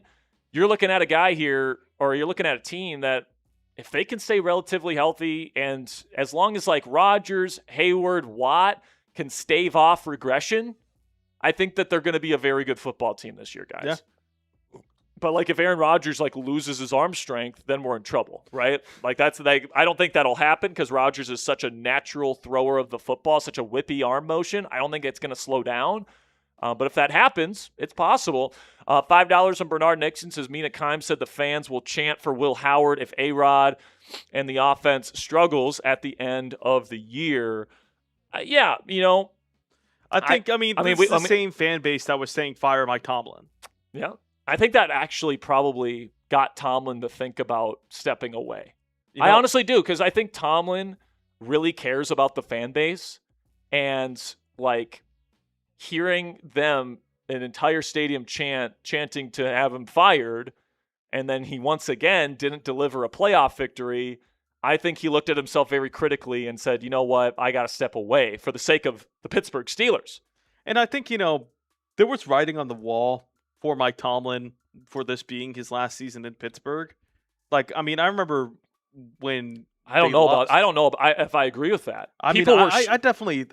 People were shocked. I don't think I was as shocked, hearing, because of the fact that, they've been kind of running in the same treadmill for years now. Yeah, but they've always kept Tomlin despite that treadmill. And that's exactly the point of, it kind of felt always a when, not if, of when Tomlin would eventually just, get tired of it all. Because I feel like, there was some rumblings, and maybe this is just me reading Josina Anderson's tweets and all that, just because putting two and two together. But there was a lot of rumblings even before the season that Tomlin was fed up with a lot of it. And he was just tired of it. He wasn't having fun anymore. He wasn't enjoying coaching. And, I think they fired Tomlin kind of added fuel to that fire. And I do think that, when we got on through the season, we even filmed a video the day before Tomlin resigned of Tomlin replacements. Yeah, we did. And we said the only way that was going to happen was if Tomlin stepped down. Yep, and that was right. And that was correct. I don't think the Steelers would have ever fired him, but I do think that... Well, we know that. Art Rooney said that he was not going to fire him. Exactly. And it's I think Tomlin eventually... there was just rumblings for, I believe, the past 2 seasons of Tomlin kind of getting fed up. And, to his credit, I understand it. Now, am I saying he didn't have some blame in that? Yes. But yeah, he did. It's just, it kind of led to a should have been beloved coach here in Pittsburgh have a really sour taste at the end of the career. Yeah. And by the way, this fan base better cheer Mike Tomlin when he returns to this that's just our stadium on Sunday Night Football Week 13. Because if we boo that man, we can be honest and say that things got stale, especially schematically, and that maybe the defensive first team building philosophy wasn't exactly the best way to go about it. Tomlin was not perfect. We all understand this. The game management was not really that good either. Tomlin had his faults, but man, he delivered a lot of wins for this franchise. He delivered a championship for this franchise. If in his return this fan base boos him, that is shame on us. Yeah, honestly, no, I it agree. really is. He is a champion. He delivered a Lombardi Trophy to this city, and he never had a losing season here in nearly 2 decades. All right, this has been a watchable football team every year for the last quarter of a century straight. You know how many NFL franchises would kill to have that? And to put this in reference, Barry, one of the first times Rex Ryan came back, as a broadcaster to the Jets, they cheered him. Mm-hmm. And Rex Ryan only did 2 AFC Championship appearances for the Jets. Mm-hmm. And things were not good at the end. It was way worse. It was way worse at the end of things. Yeah, it was way worse than how it ended with Mike Tomlin and the Steelers. They were poorly coached. They were poorly managed. They were a poorly run football team with Rex Ryan in the later years there. But it's just crazy to me the way people talk about the Steelers organization. They're quote-unquote not a serious franchise, but it's they currently hold the record for the most consecutive non-losing seasons. Guess what? They just won a division championship. They've won double-digit wins with subpar rosters for 3 straight years. If the Pittsburgh Steelers are not a quote-unquote serious organization, I don't know what team in professional sports is. And, the team they beat for that record was the Dallas Cowboys under Tom Landry. Yep. And that is one of the best dynasties of all time, we call them. The most stable franchises in Dallas history or in NFL history. And so, understandably, it kind of does mar some critique to that of, Tom Landry had a really bad end to his Cowboys career. And not calling Mike Tomlin Tom Landry, but, there are some parallels with that of he did have a really bad end to, in my opinion, his Steelers career, even though it wasn't even terrible. It wasn't like they were losing. It was just, people talk about good. The Steelers were so bad at the end of Mike Tomlin's career. It was just all he did was deliver 3 straight double-digit win seasons with no good offenses. And they were good. It's insane, man. Mike Tomlin, his leadership style, his motivation, the way that he could manage a locker room and keep guys bought in, even when shit was hitting the fan, was legendary. But it's just with his philosophy on how to win football games, going defensive first, it just got stale, man. The offense just wasn't able to put up big plays and a lot of points. The defense got inconsistent because it got out of date as the years went on, and it was just time. I think that Mike Tomlin even realized it was time. And hopefully with new coaching, new schemes coming in here, the ceiling can get raised for this Pittsburgh Steelers team this year. But that doesn't mean Mike Tomlin's a bad coach. It doesn't mean that this fan base should boo him. Anybody that suggests that they should boo Mike Tomlin Week 13 when he comes back for Sunday Night Football is ridiculous in my opinion. And honestly, I'll go one step further. They're an idiot. Okay, we'll leave it there. To address the Will Howard chance. I think if Aaron Rodgers struggles early in the season, they'll call for Will Howard. Yeah, I mean, they're going to call for Will Howard no matter what. we know how much this fan base loves Will Howard and how much they do not like Aaron Rodgers. And how much this fan base is sick of older quarterbacks. So if Rodgers doesn't go out there, and if like the Steelers are losing games early in the season and Rodgers isn't really pushing the ball down the field, like I can't necessarily blame fans for being like, we're not going anywhere with this guy at this point.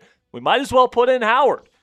I mean, like I can't, like if we get off to a slow start this year, the schedule only gets tougher in the second half of the year, right? So if you are below 500 going into the bye, I think you at least think about it.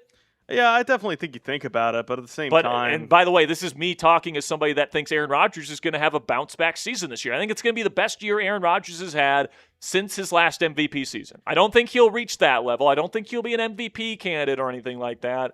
But it'll be better than his last season in Green Bay. It'll be better than the year in New York. It'll be better than the year here in Pittsburgh last year. I think it'll be his best year in the last 5 seasons. And I think it's a disservice, though, if they do. Yeah, it's nice to think about it, but also I think it's a disservice to Rodgers and a couple of the other vets of, like, maybe in the last 3 weeks, but, like, this is Rodgers' last year at this point. Like, so he says. Yeah, this is his last year. So, like, I mean, he's already gone like one last ride on his Instagram, all that. He's advertising it. But, you never say never. But, like, at the same time, it's like, I think they'll write it out until it's very evident that they're not going to go anywhere with Rodgers. Yeah, I completely agree with that. Bernard with a 5 says if A-Rod had George Pickens and DK, he would be in the MVP race last year. I don't know about that. I don't know about that. I don't think Arthur Smith was on the level of Sean McVay as a play caller, but I think he would have been a hell of a lot closer, Bernard. If we would have had George last year, I think Aaron Rodgers would be considered a top half of the league starter at the very least by most people. And yeah. I think people would be thrilled to have Rodgers back this year because of how much better the passing offense would have been from a production standpoint. You had a guy like George Pickens as opposed to having a rotation of Calvin Austin, Roman Wilson, Adam Thielen, Marcus Valdes-Scantling. That is about as big of a gap as you can possibly have at your number 2 receiver position. By the way, George Pickens, if you would have had him last year, he would have been your number 1 receiver. DK Metcalf would have been the 2. That's how good of a receiver Pickens is. And I think, a lot of people, there's a reason why the Steelers were only able to get a 3rd-round pick for Pickens. Mm-hmm. But, like, he really emerged as the guy that I think we all knew he could be. Yeah. And, like, that sucks. It sucks. That sucks. That's one of those especially things when we could have had him. Exactly. That's one of those things where it's like, oh, it's the one who got away. I kind of do feel like that with Pickens. I feel like Pickens had that mentality of a Pittsburgh Steeler here as a wide receiver, of being like a dog, little drama, a little bit of a diva, but like you want him on your team in terms of the presence of, he can get it to an opponent's head. He can shit talk. He can, go up and go get it. And the Steelers just really needed a guy who could do that. And I don't think, they really had anyone. They were throwing go balls to Adam Thielen later on in the season to Marquez Valdes-Scantling with the game on the line against Cleveland, throwing a fade route at the goal line. It's just would have been nice to have Pickens. It would have been nice to have Pickens who could go up and get it. And it's just, I think the Steelers win at least 11, but probably 12 games with George Pickens last year. If they had George Pickens along with DK Metcalf, like the way it was before they traded him, like, man, how nice would it be right now to have that relationship with Pickens smoothed over, and he was on this team last year. Obviously, it's hindsight, right? There's the character. Yeah, and there was the relationship had just been destroyed at that point. Like, I understand why the Steelers felt like they had to do it. It just sucks knowing that you were maybe that player away from really competing for a Super Bowl last year. Yeah. And you're not getting them back at this point. Maybe Michael Pittman Jr. helps close that gap from what you could have been last year versus what you were. But for as much as I like Michael Pittman Jr., he is not George Pickens. $2 from the original Black Diamond. Sam Pugh says still need ART. Art down as he was a part of it too. Yeah, I mean, he's not going to. It's his It's the Rooney legacy. It's his family. It's his family's legacy, man. He's not going to let it go. So you can say that you want him to do that all you want, Sam. It's just I wouldn't even waste brain space on that, just because like it's just not something that's even within the realm of possibility. $5 from random says, think McCarthy will give Howard a chance this year. A chance at what? To be the backup or to start over Aaron Rodgers? Like, those are two very different things. They're not starting him over Aaron Rodgers unless the season's over. Period. Like, unless playoffs are out of the realm of possibility, they're not starting Will Howard in a game unless there's an injury. And so that's the way it's going to work. The way I interpret this question, Sperry, is like, do you think you will give him a chance at some point in the season of, like, will he play a game? Well, if there's an injury and he's the number 2 quarterback, then yes.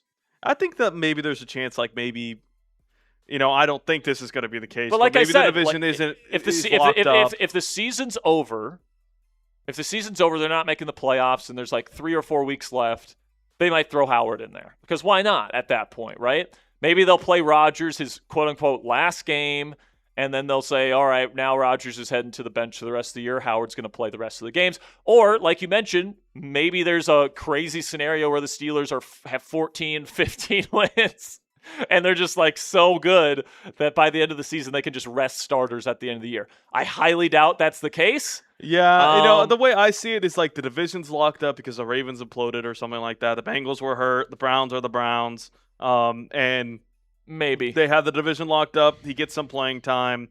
It is what it is. But like, I mean, we were talking about that last year. I mean, there was an opportunity if they would have just beat Cleveland. If they just beat Cleveland, they could have rolled out Howard for a week. I blame DK more than anyone on that. But that didn't happen, obviously. So I think there's a chance we see Howard this year. I want to make that clear, because Rodgers has dealt with some sort of injury the last 4 seasons. So the chances that he deals with something this year, hopefully minor, but the chances he deals with something this year where he has to miss at least a little bit of time is pretty good. And that means if Howard wins the QB2 job, he's going to have a chance to play, because Aller's not going to be ready to play. So we'll see if Howard gets his shot.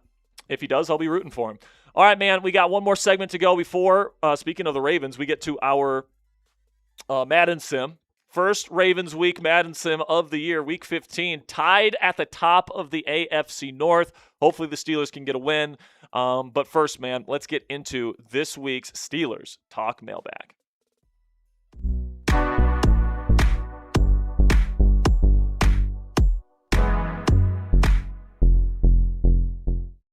Welcome into Steelers Talk by Chat Sports, presented by Prize Picks. I'm your host, Jack Sperry. Today, it is my favorite segment of the week. It is the Steelers Talk Mailbag, where I'm answering your questions on the Pittsburgh Steelers. So without further ado, let's get into our first question of today's program here. But first, make sure you guys click that subscribe button to join the most interactive Steelers community here on YouTube. We do these mailbags every single week. And we love to do these because we love to have that two-way conversation with you guys. We love to hear your thoughts on the Pittsburgh Steelers. If you have any questions, we'd like to answer them. We go live twice a week, where we break down the latest Steelers news and rumors topics of the day, and we do a bunch of stuff on our community tab. We go live for every single Steelers game. We really try to be the most interactive community for Steelers fans on this platform, and I think the 120,000 subscribers speaks for itself, guys. So if you want to join the largest Steelers fan community anywhere here on YouTube, make sure you guys click that subscribe button. First question coming in from Random Edit says, think McCarthy will give Will Howard a chance this year? We'll see, man. He's got to win the QB2 job first. He's not going to win the QB1 job over Aaron Rodgers. And it's Aaron Rodgers' season, okay? It's his last hurrah. Unless the Steelers are just out of the playoff picture, or less likely scenario here, they're so good this year that they have a little bit of time at the end of the year to play Will Howard. He's not going to play unless there's an injury. Now, with that said, Aaron Rodgers has dealt with some sort of injury the last 4 years. And the chances that he has another one this year, hopefully a minor one, he doesn't have to miss that much time, but chances that he will deal with some sort of injury this year is relatively high, which means if Howard wins that QB2 job over Mason Rudolph, he would be the one getting the reps and he would be getting his chance. So I think if Howard wants his chance to play this year, it's got to be one thing at a time here, and he's got to beat Mason Rudolph out. He has to show that he is a good backup level quarterback in this league in camp and in the preseason games. If he does that, he has a decent chance to play this year. $5 from Bernard says, if Stafford was on this team, would people still say that they're a 9-8 and 10-17?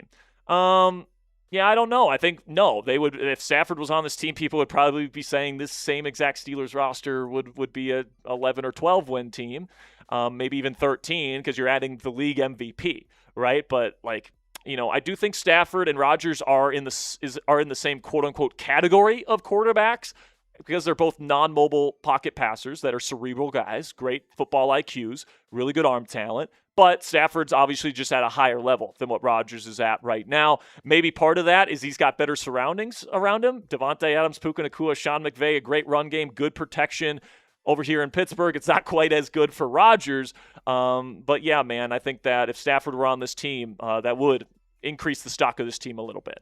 $10 from Zenu says, what is the one thing we should worry about for this team in the upcoming season?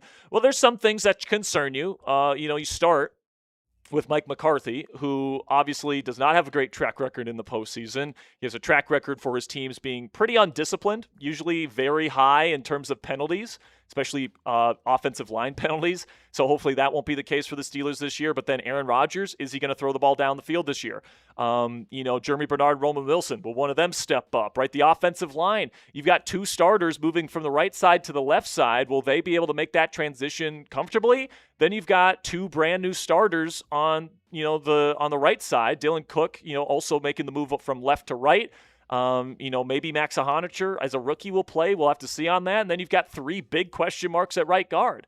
So, offensive line has got some questions. And on defense, is Patrick Graham the real deal? Can Derek Harmon take the next step? The linebacking core, has certainly not played well over the last couple of years, and it's pretty much the same as it was last year. So will we get any sort of improvement from that group? And then you got injuries, and you've got older players, right? You've got Cam Hayward, you got Jalen Ramsey, TJ Watt, Aaron Rodgers. Are all of these guys going to be able to stave off regression physically in their older age? I think those are some very good questions to ask about this Steelers team. And, I do think even though there's lots of reasons for optimism, and we like to talk about that here on Steelers Talk, there's definitely reasons for some pessimism as well here in Pittsburgh as well. And we just won't know until we get into the season whether or not, these question marks are going to be coming out in the positive end or the negative end. So now it's time for the question of the day here, guys, which is, what is your biggest concern for the Steelers here in 2026? Let me know what you guys think down there in the comment section. And while you're answering that question, let me know what your biggest concern is for this year's Steelers team.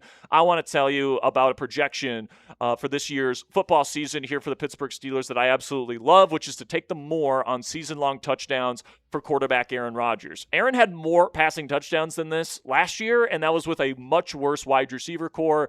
Jonnu Smith out there a lot, and as we know, the Steelers were playing pretty much 10 on 11 when Jonnu was out there. You're going to see more Pat Freiermuth, Michael Pittman Jr., Jeremy Bernard being injected into here. I think Aaron Rodgers is going to have a better season this year compared to last, and I think, it's a pretty good projection here to take the more on the passing touchdowns for him this season.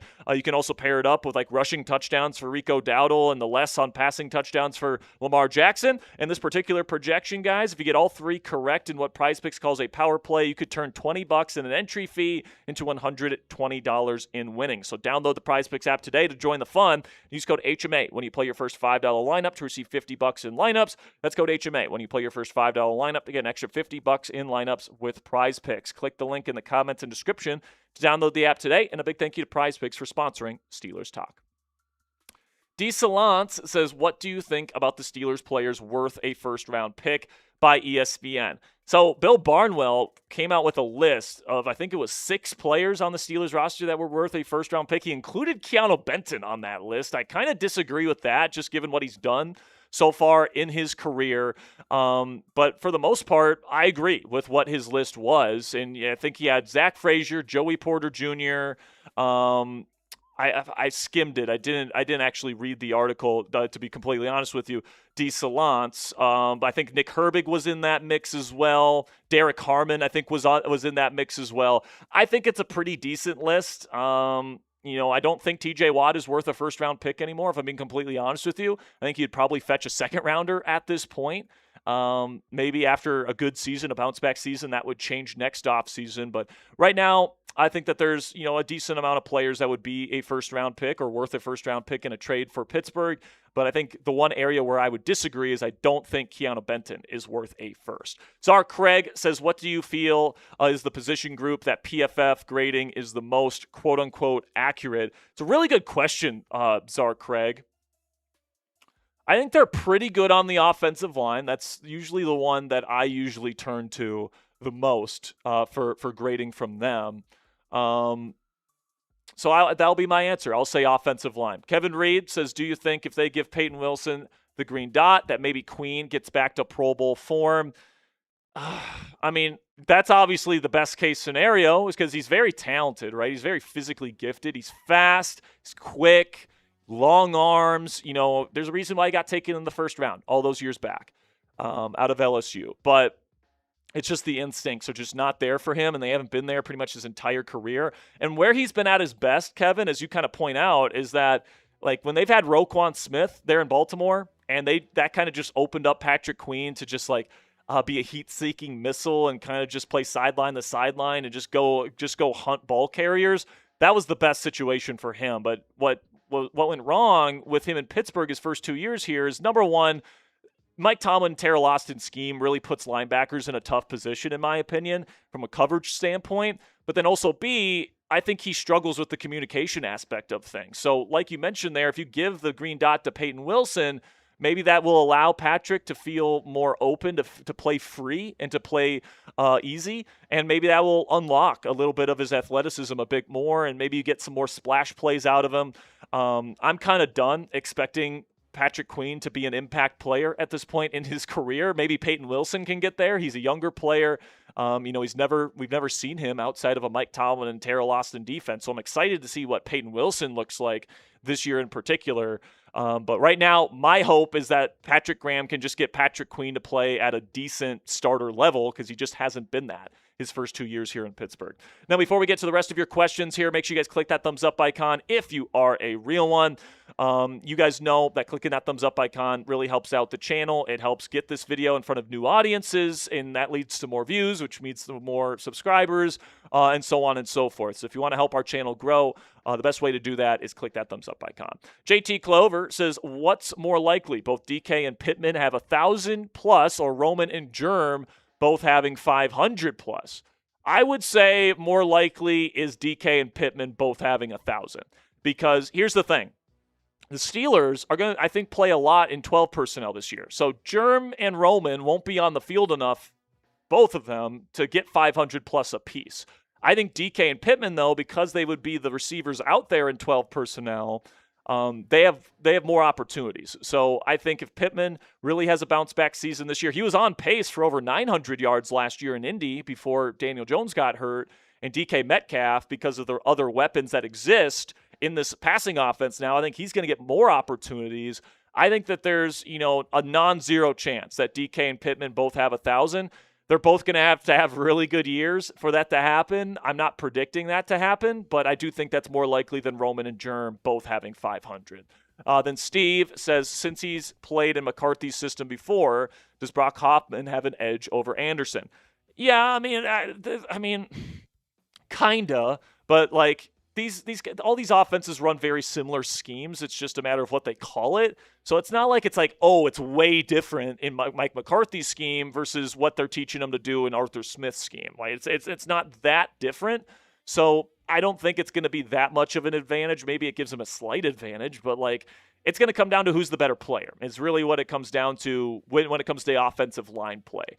I really think system and stuff like that makes a lot more of a difference for skill players than it does for trench players in this league. Obviously, people can be put out of position, but I don't think that Hoffman playing in this offense before gives him necessarily a huge leg up. I think it's just going to come down to, is Spencer Anderson or Brock Hoffman the better right guard right now? And that's going to be the question that we find the answer to in training camp. Maybe the answer is Jennings Dunker. Who knows? Maybe Jennings comes in there and just completely takes this job with how he plays in the preseason. He's the future at the position, but he's definitely going to have to earn it over Anderson and Hoffman if he wants to play right away. So what say you guys? Let me know down there in the comments. Will Pittsburgh get 50-plus sacks this season? Steelers defense hasn't had 50-plus sacks in quite a while. They used to do it pretty much every single year. They haven't done it in quite a few years. They got close last year, but they didn't quite get there. Is this the year that they finally get back to that 50-plus team sack number? My answer to this question is yes. I think Patrick Graham is awesome at scheming up pressure, and I think that he's going to get the most out of all the awesome blitz threats that the Steelers have on this defensive roster this year. You give me your answer, yes or no, to finish up today's mailbag, and that'll be it for today's edition of Steelers Talk by Chat Sports. Again, we're going to have another mailbag next week here on the channel, so you guys can show up for our final live show of the week next week to get your question on the show. And, of course, we're going to continue to get you guys great Steelers content leading up to the start of Steelers training camp. All right, $5 from Random Edits. Random Edits says, I really like Howard over Drew because he had Aaron as a mentor. I think Howard is the franchise quarterback. Listen, man, he could be. He could be. But the Steelers are obviously not confident in that right now because they did draft Drew in round 3, right? Like if they really felt like Will Howard is our guy and that's locked in, you don't draft a quarterback in round 3. You just don't. So if Howard's going to prove himself, I think this year is actually the best year to do it because Aller is going to be pretty much a redshirt player. He's going to be parked at QB3 all season long. So what Howard needs to do, if he's going to be the long-term starter this year, is he needs to win the QB2 job in camp over Mason Rudolph. Then an opportunity is going to have to open up, right? Aaron Rodgers needs to get injured or the team has to be bad and they're just out of the playoff race at the end of the year. And that opportunity opens up for Howard then to show what he can do before we get into next offseason. And if he gets that opportunity and if he plays well in that opportunity, I think he goes into next offseason as the favorite to be this team's starting quarterback in 2027. But if that doesn't happen, let's say he gets cut after training camp and preseason. He doesn't play well, doesn't even make the team, and he ends up going somewhere else on the waiver wire or something like that. That's a possibility. Maybe he gets the QB2 job, but Rodgers stays healthy or healthy enough to play for all 17 games plus playoffs this year, and he doesn't get a chance. In that instance, I think they go with Drew Aller because he was the higher draft pick, and they invested more in him. So it might be a competition next year in Latrobe where they're going to say, we're going to give Drew Aller and Will Howard the chance to compete. But, like, if they're even, if they're close, they're going to give it to the guy they put more investment into in Drew Aller. And I think he's got more upside than Will Howard does. It's just my personal opinion. So I'm not counting Howard out. I'm just saying that certain things need to go his way in order for him to really be solidified as this team's legitimate, locked-in franchise quarterback option of the future. $5 from Bernard. Says, Jack, do you really think they will pull A-Rod early in the year if they are bad? Not really. I think that they will have a pretty long leash for him.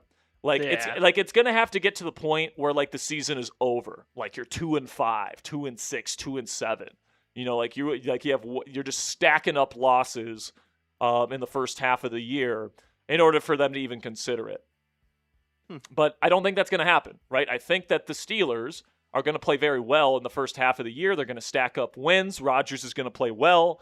So I don't see it as a realistic possibility, honestly.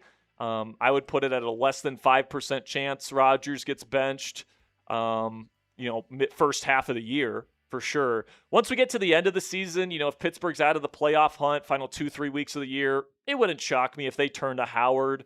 Because I think at that point, Rodgers is just like, I'm in it to make the playoffs. If playoffs aren't a possibility, give Howard a chance to show what he can do. But yeah, I don't think it's going to be bench Rodgers right at the start of the season if he's not performing well. $5 from Crowley says, even though Howard had a prior engagement, do you think it made a difference in Rodgers' rodeo weekend? No. Rodgers is not the one making the decision who the QB2 is. And frankly, I don't think he wants to make that decision. He's very good friends with both Mason and Will. So it probably sucks for him to know hey, one of these guys is going to, not make the 53. It probably sucks for him. Yeah. So they're not going to go up to him and say, hey, pick one of your friends to cut. Like, no, they're not going to do that. So, I think it really doesn't matter. I think that Aaron probably invited Will. Will had a wedding to attend, but then he apparently ended up making it for the end of the weekend. So, yeah. I don't think that really has much to do about nothing here. If I'm being honest here, Crowley, I wouldn't worry about it too much. Another 5, so that's $10. Here we go, Steelers. Here we go. He says, do you think the new coaching staff will finally get this team firing on all cylinders? It's always one side of the ball on one point in a game. Yeah, man. I'm hoping so. Hoping so. I think that Mike McCarthy, knows how to run an NFL organization. I think he knows how to run an NFL offense. And I think that Patrick Graham knows what he's doing on the defensive side of the ball. I've been an admirer of him for a long time. He's never had a legitimately good defensive roster in any season where he's been a defensive play caller. They had pretty much a practice squad defense when he was there in Miami. Same thing when he was under Joe Judge in New York. Same thing when they went to the Raiders. The best player he's ever coached is Max Crosby, and most of the years he was in Las Vegas, they didn't have anybody other than Max Crosby. They had Max Crosby, and that's it. And there was some sporadic good players here and there. Robert Spillane played very well for them. Malcolm Kuntz had that one good season. What's up? Chandler Jones? Yeah, Chandler was just okay, though. Yeah. Then he went. The amount of talent that this brothers had to work with, it's embarrassing. Now he inherits a team that, is invested as much as they have on the defensive side of the ball. He gets maybe the best edge rushing trio in the game. He gets Cam Hayward, a 2-time All-Pro at DT, a young guy in Derek Harmon who's on the come-up. Same thing goes with Keanu Benton. He gets Jalen Ramsey to play big nickel for him. He gets Joey Porter Jr. and Jamel Dean on the outside. Dude, this is more talent than he's ever had to work with. I'm very excited about it. And I think that on the offensive side of the ball, there's a lot to like there as well. There's some question marks on the offensive line, sure. Some question marks at quarterback. But I think that this is the best constructed Steelers roster that I've had the pleasure of covering since I started here at Chat Sports in 2022. And I think it's the best Steelers roster since 2020.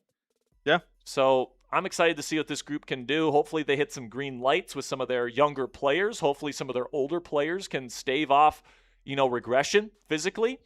And hopefully this year's Steelers team finally is the one that can break through that wall and finally, not only make it to the playoffs, but actually have success in the playoffs. So We'll see what happens here. It's time for our first Ravens-Steelers Madden Sim of the year.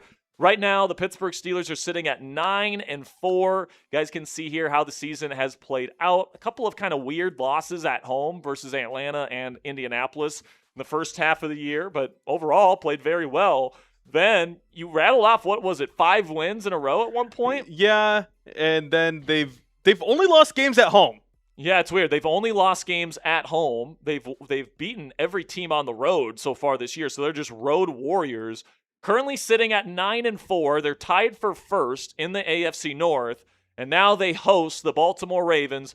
Both teams sitting at 9-4, heading into Week 15. The winner of this game takes sole possession of first place in the division. I need everyone to type those PITs in the chat. Let's go, baby. Let's go, baby. We're back home. Somehow we've lost 4 home games already this season. Yeah, it has been a brutal home stretch for the Pittsburgh Steelers. Hopefully they can get a win today, though. All right, Ravens getting the ball first. They're going to take it out, and then Zay Flowers is going to make some moves here and get to the 30-yard line. Not the best coverage from the Steelers on special teams, and here comes Lamar Jackson. And if I know anything, Ponzi, about Madden, is that when you have quarterback that can run the football, it is absolutely lethal. Yeah. I mean, we've even seen quarterbacks who aren't that good of rushers absolutely torch the Steelers this season. Daniel Jones. Daniel Jones ran for over 100 yards against us. He led the team in rushing. So let's see what the Steelers defense can do here. Condensed formation from the shotgun. Lamar sends a tight end in motion. Takes the snap. Read option, and here he goes right away. He's just going to go down. TJ Watt was ready to lay him out. Gets 1 yard, so good job by the Steelers to corral Lamar Jackson. Of course, both coaches that are shown on screen don't coach with the team anymore. Harbaugh and Tomlin. Crazy world we live in. Another condensed formation here for Baltimore. Play action, pressure closing in. Now Lamar doing Lamar things, running around. He's going to be tackled. Look at that athleticism there from Alex Highsmith to chase him down. No gain. 3rd down and 9 coming up. Type those threes. So we've seen 2 quarterback runs for 1 yard. That is what we want to see. Here we go. Trips right for Lamar in the shotgun. 2 high safeties for Pittsburgh. Takes the snap. Lamar, he's got time in the pocket, steps up, throws, and he's going to overthrow his man. Would have had an easy first down, but Lamar Jackson sucks. So it's going to be a 3-and-out for Baltimore. Now, I got to say, Ponzi, Lamar Jackson being ranked in the 60s on the NFL 100, That's a joke. Not even cracking the top 10 on Colin Cowherd's list. I can't believe I'm saying this. Lamar Jackson's kind of disrespected around the league right now. Yeah, and some would say I put him at a little disrespectful ranking. I put him at 8th on my top 10 quarterbacks. I just have concerns with his injuries and his new adaptation to his new system. But I'm not saying that he doesn't have top 10 talent. I definitely think that he easily makes the top 10 over Caleb Williams. All right, here we go. 1st down and 10 for Pittsburgh. After a short return from Caden Weegan, they take over at the 24-yard line. By the way, if you joined us earlier in the week, the Steelers beat the Jacksonville Jaguars on Monday Night Football 7-6. They didn't score all game until the final drive, last minute of the game, where Rodgers hit Michael Pittman Jr. on a seam route to take the lead at the final moment. I hope y'all like that one. That was one of my favorite ones. Absolute barn burner in Duval. But a 2-yard rush on 1st down for Pittsburgh here to start this drive. Then you get a nasty bunch out to the left, single receiver out wide to the right. Now Rodgers takes the snap. He throws short. It's caught by Metcalf, short of the sticks. It'll be 3rd down and short coming up. You know, the thing about Lamar, too, Sperry, is that I feel like the main knock on him has been availability. But, not really, though. I mean, yeah. He dealt with some injuries last year, but he hadn't been, super injured in any season before that. He missed the playoffs the other year before. Under center, handoff, didn't get it. Are you kidding me? We run the ball on 3rd and 1. We can't get it. Mike Green, the second-year player out of Marshall, brings down Jaylen Warren, and I think the Steelers are going to have to punt here. I mean, yeah, we're a little bit too early. Let's see.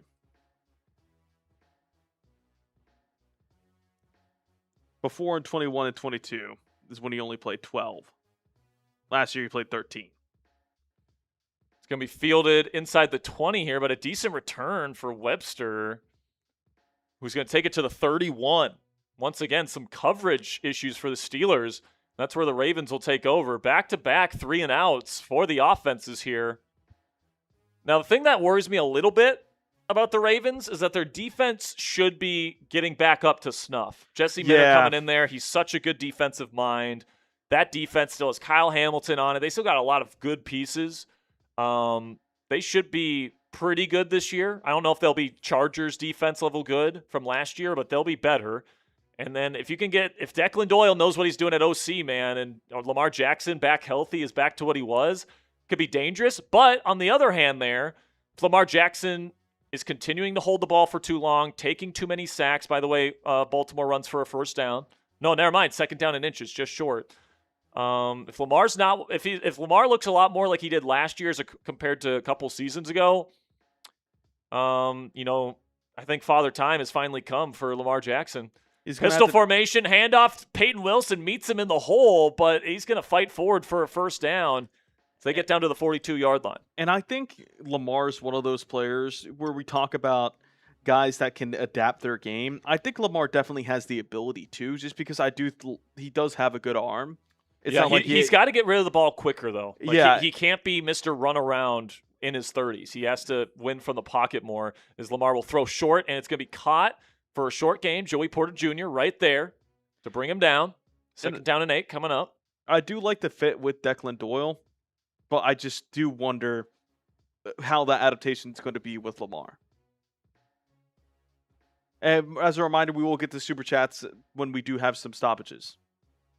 Shotgun here, takes the snap. Now he's going to be dumping it off here, and King Henry going to bring it for a first down on the little check down from Lamar. So now they're starting to move it. They're in Steeler territory for the first time today.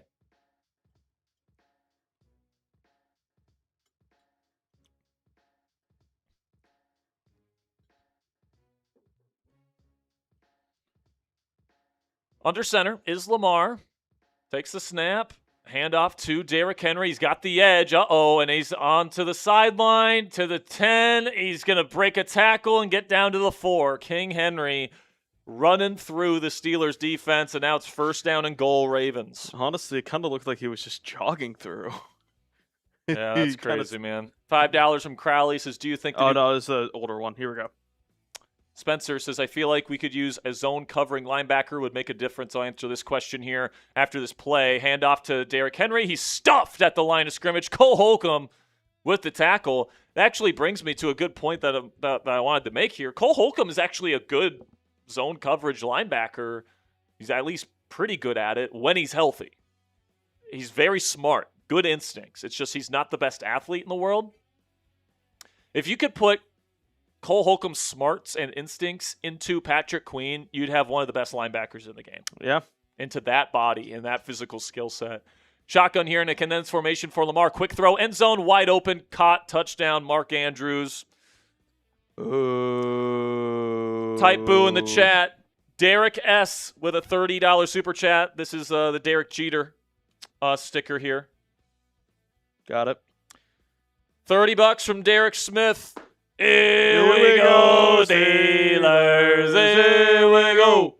Shout out to Derek Smith. Says, what is up, my guys? I have a lot of hope for Drew Aller. Do you think it's a far reach for him to turn into a franchise QB with Big Mike and Rodgers teaching him? No. The way that I've been saying it, Derek, is if there is an NFL starting quarterback in Drew Aller, the Steelers have the infrastructure to get that out of him.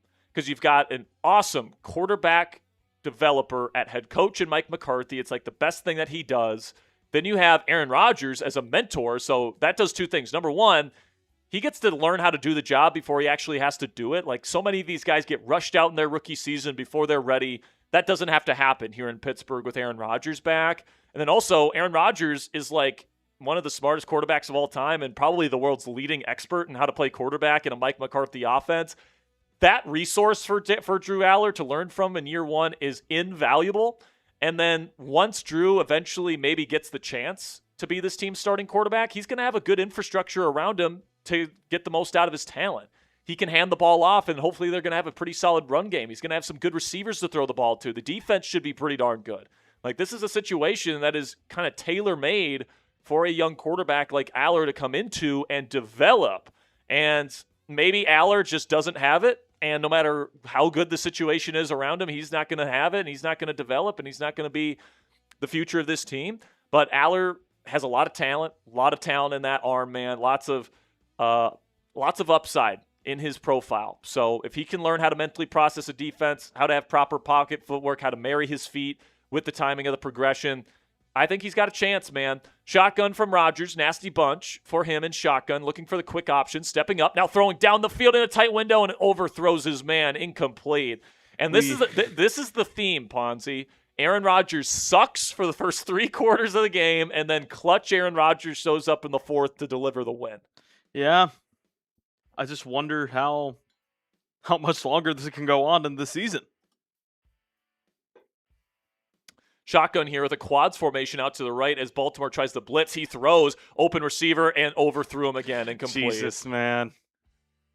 A second overthrow in a row from Aaron Rodgers, and it's 3rd down and 10. The Steelers in danger of going 3 and out for the second straight time to start this game.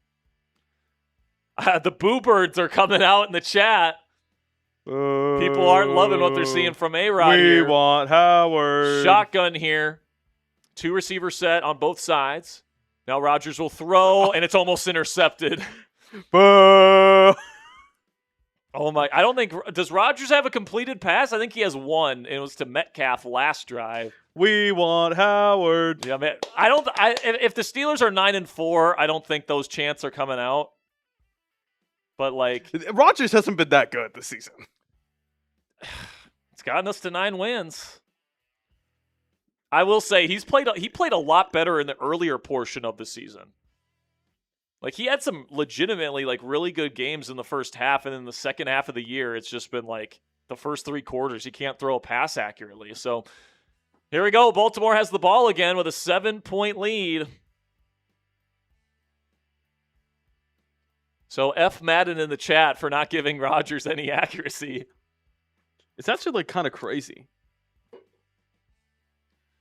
Pistol formation. Tight. 1 receiver out wide to the right. It's going to be a handoff to Derrick Henry, and he's not going to go far. Good run defense there from Deshaun Elliott to bring him down after a gain of 1.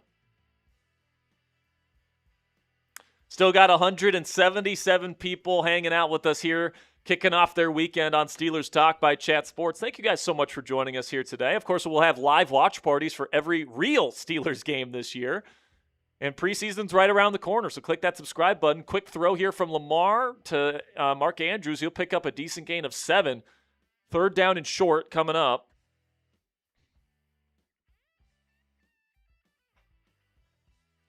That's going to end the first quarter. Terrible first quarter for the Pittsburgh Steelers, especially offensively. You only run 6 offensive plays in the first quarter.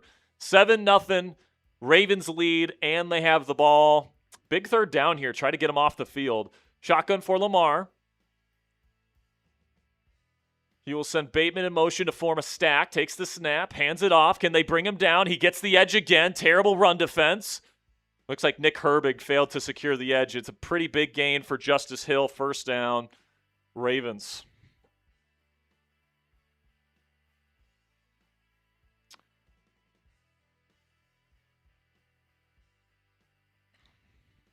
Come on, man. Come on, defense. It's time to show up. Pistol formation. It's going to be play action. Pressure's there, and T.J. Watt is in there for the sack. T.J. Watt. Let's go.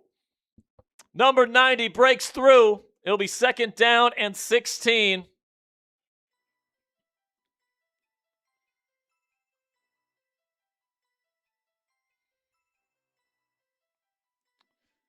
By the way, Derek, I know you already put in a 30. You're $20 away from me slapping Ponzi with a tortilla. I'm just going to throw it out there. Bruh. If you put in another 20, Derek, I'll slap Ponzi in the face with a tortilla. Can we make it happen?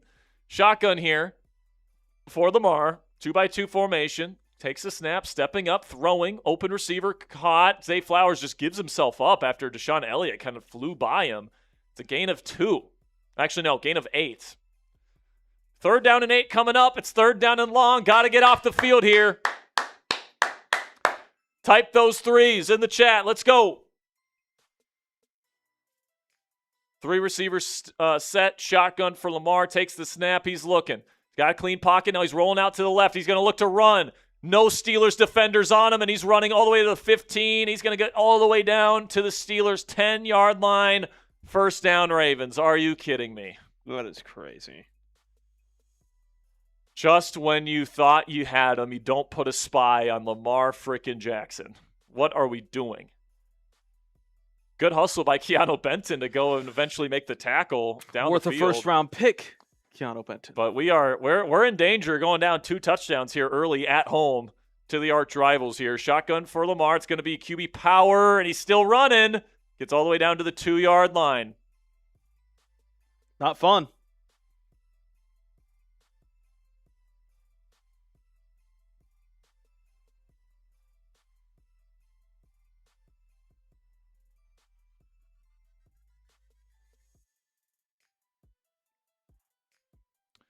Pistol formation again. They're going to hand it off to Derrick Henry. Breaks a tackle, and they're still trying to bring him down. It's a loss of 1. Jalen Ramsey there to make the tackle, and he gets the TFL. Looked like good run defense there by Pittsburgh. They had multiple people in the backfield. They bring down King Henry for a loss. Not something that's easy to do. So here we go. Look at this. Look at this defensive formation at the top of your screen. Now it looks like Lamar looking, pressure on him, runs up. Can he get there? No. Good job by Peyton Wilson to track him down right before the line to gain. It'll be 4th down and goal. What does Baltimore do? Do they go up 2 scores and take the field goal? I don't know, man. Or do they go for the points and go for the touchdown here? If I'm Baltimore, I want to finish them off.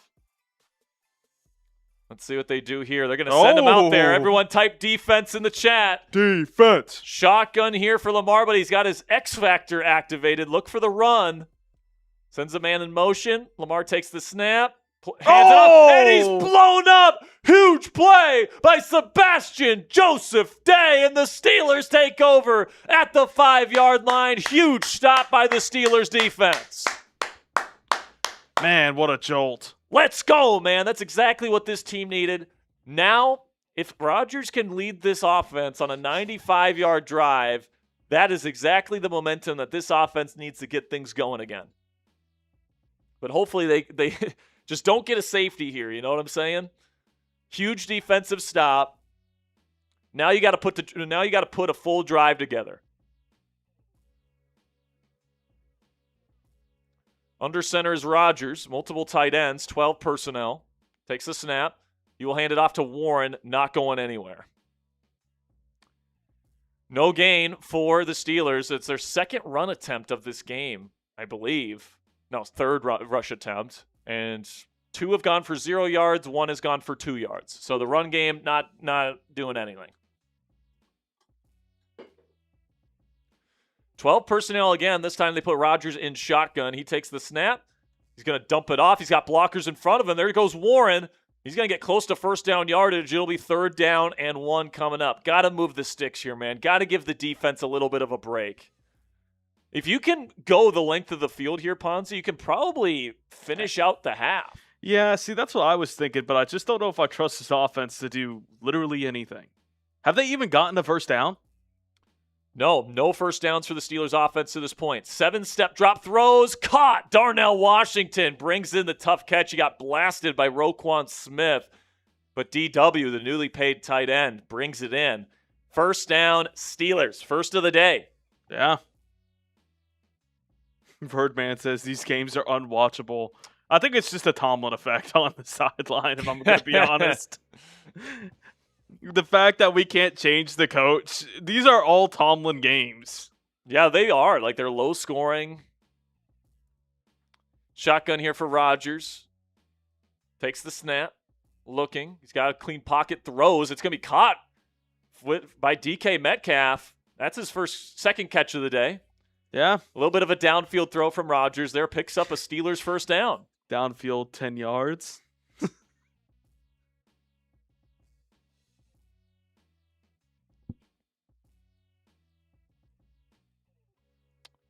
Pistol formation, looking for the quick throw. It's caught by Muth. He's got some room to run. He's going to pick up a nice gain. Here we go, Ponzi, putting together a drive. Gosh. 1st down, Steelers. I think I know what that Venmo is, too. Derek Smith. Bang! $30 from Derek Smith, and we're slapping Ponzi at halftime. Pause. Shotgun here for Rodgers. Throws off his back foot, deflected out of the way. Tried to go to Muth, incomplete.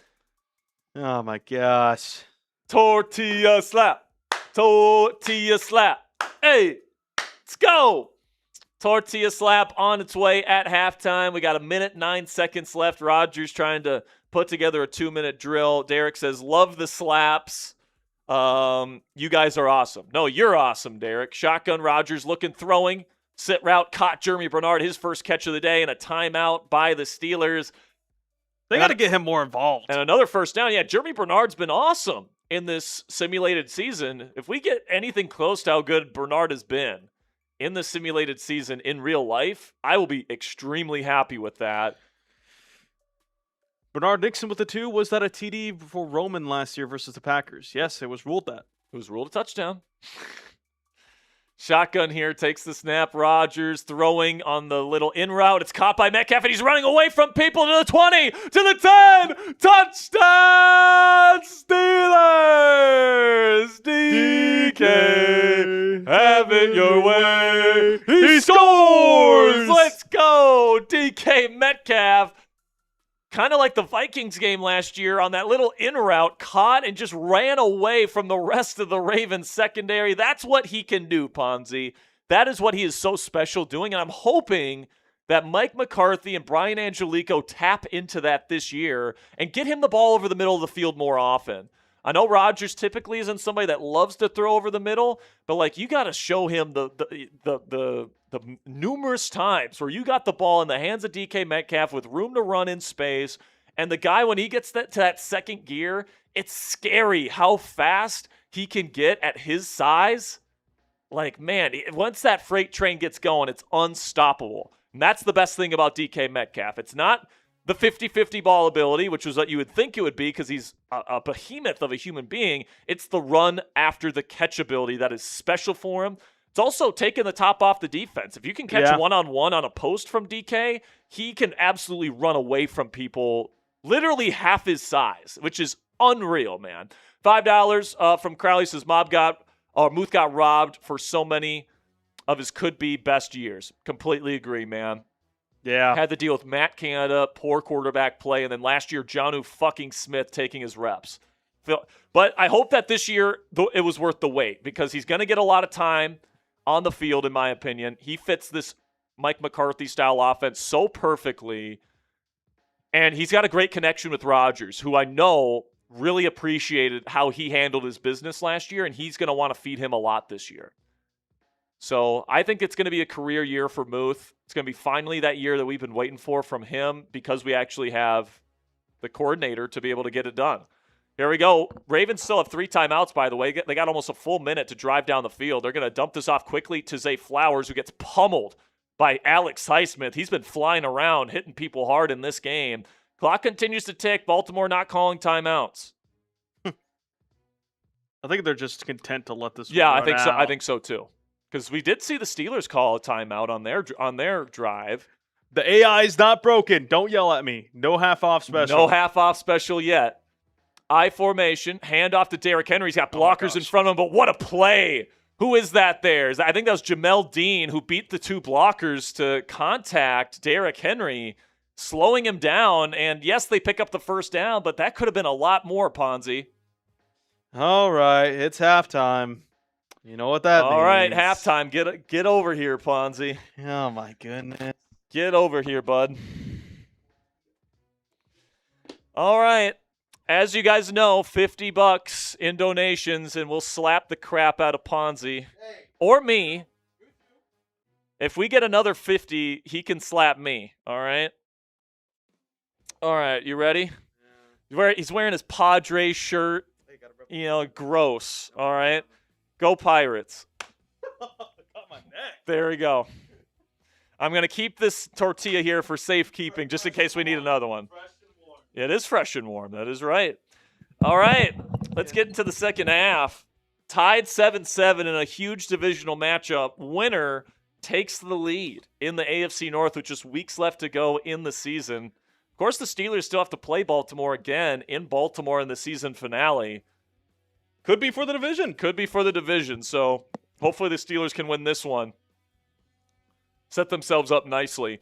$1 here from Nasty Nate, I think is how, or Nast Nate. Yeah, it's not pulling for me for some reason in our software. I think it's just because it's a sticker. Okay. Well, Nast Nate, appreciate the $1 super chat.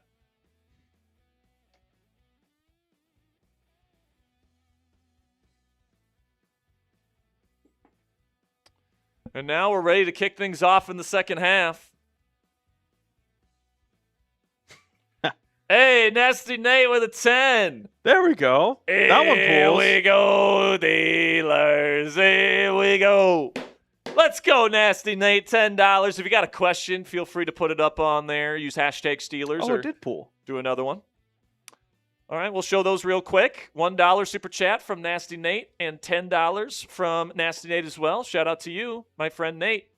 Kick is away. It's fielded at the 4. Weegan, good return, takes it to the 31. Ponzi, that might be the first time all season that Caden Weegan has returned a kick past the 30-yard line. Yeah, it's been bad for him. So shout out to Nasty Nate with the 1 and the 10. Big shout out to you, my friend. And if you have a question, I'd be happy to answer it. All right, here we go. Steelers get the ball, start the second half. Put together a good 95-yard drive for a touchdown at the end of the first half. Got a little bit of a confidence booster for Aaron Rodgers, who's fumble! Fumble, and it's picked up by the Ravens. Oh, no. Aaron Rodgers delivered a good slant route, and he just drops it. Kyle Hamilton forces the fumble, and now Baltimore has it in Pittsburgh territory. Fumbles have absolutely killed the Steelers, and it's Jeremy Bernard. Right when we're singing his praises, Ponzi, Jeremy Bernard, the rookie out of Alabama, drops the football, and Kyle Hamilton is the one that jumps on top of it. Nasty Nate says, the Ratbirds make me sick. I hate looking at them in any form, Madden or IR. By the way, we do have F the Ravens t-shirts if you guys want to go purchase yours. I can't. What is it? Is it chatsports.com/FRavens? I believe is what it is. I believe so. Let me check. If we can put those up so that people can see what they look like, let's do that. F the Ravens. F the Ravens. Shotgun here for Lamar. He's going to throw a quick out route caught, but Patrick Queen is there to escort him out of bounds, and Rodgers is pissed at Jeremy Bernard, yelling at him on the sideline. So you could just get it at ST merch alongside our other merch. Mm-hmm. Don't remember the link for Ravens, but ST merch has all of them. I believe it's chatsports.com/FRavens. Pretty sure that's it. Shotgun here for Lamar. Going to throw it over the middle, and it's going to be dropped.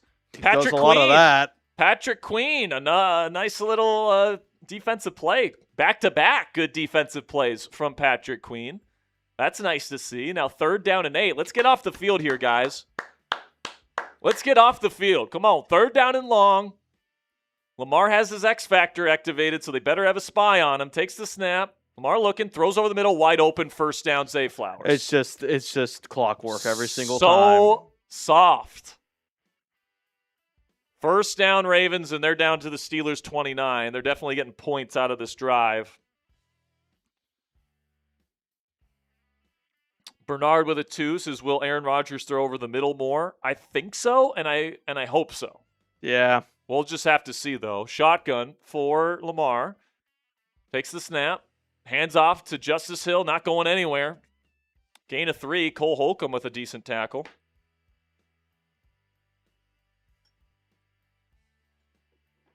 Smoking Joe says, I'm getting one of those tees, so if you can find it, Ponzi, we can put it up on screen. Show them what it looks like. Whenever we get after this drive, I'll show them. Pistol formation, play action, quick out route here to the tight end. It is caught and taken all the way down to the 11-yard line. Another 1st down for Baltimore. Hopefully the Steelers defense can hold strong. They were able to do it last time that they were in the Steelers red zone. So here's what it looks like, guys. You guys can go to chatsports.com/STmerch to pick yours up today. So if you want to be saying F the Ravens with us all season long, you guys can pick yours up. We're going to be pulling these bad boys out for the Ravens games. Yeah, well, I think we'll be wearing these ourselves on Ravens week. So when this game is playing in real life, make sure you have yours. Chatsports.com/STmerch to pick yours up today. All right, here we go. Back to the game. 1st down and 10. Need a big stop here. Condensed formation, pistol for Lamar. He's got a single receiver out wide to the right. Takes the snap. Hand off. Derrick Henry fights his way forward for 3. Now, we did get a goal line stand earlier. So, it's not impossible. And it's going to be tough for them, even though it's not 2nd down and goal. It's essentially 2nd down and goal just because the 1st down marker is so close to the end zone. Trips left here from shotgun for Lamar. This looks like a pass, and it is. Steelers send a blitz, throws to this flat. It's going to be caught, and no gain. Good defense from the Steelers. Aggressive defense there from Pittsburgh. Forces the ball out quickly, and even though the ball is caught, it's caught for no gain. Czar Craig says, the teas are sweet. I love mine. Appreciate you, Czar Craig. Appreciate you, Czar Craig. Long-time viewer of the channel. It's a black diamond if I've ever seen one. Czar Craig. Shotgun here. Another pressure look from Pittsburgh. Throws to the outside. It's caught by Rashad Bateman. Pushes off a Steelers defender. Touchdown, Baltimore. They take the lead. See, that's the most embarrassing thing you can get. Getting punked by Rashad Bateman.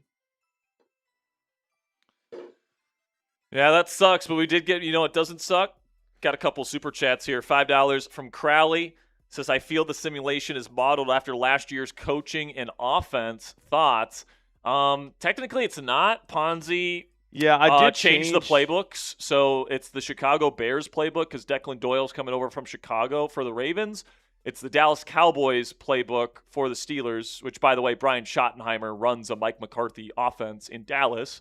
And then the Steelers have the Raiders defensive playbook, and then the Ravens have the Chargers defensive playbook. So that's what the simulation playbooks are here, Crowley, just so you know. $10 from Nasty Nate, another one. Here we go, Steelers, here we go.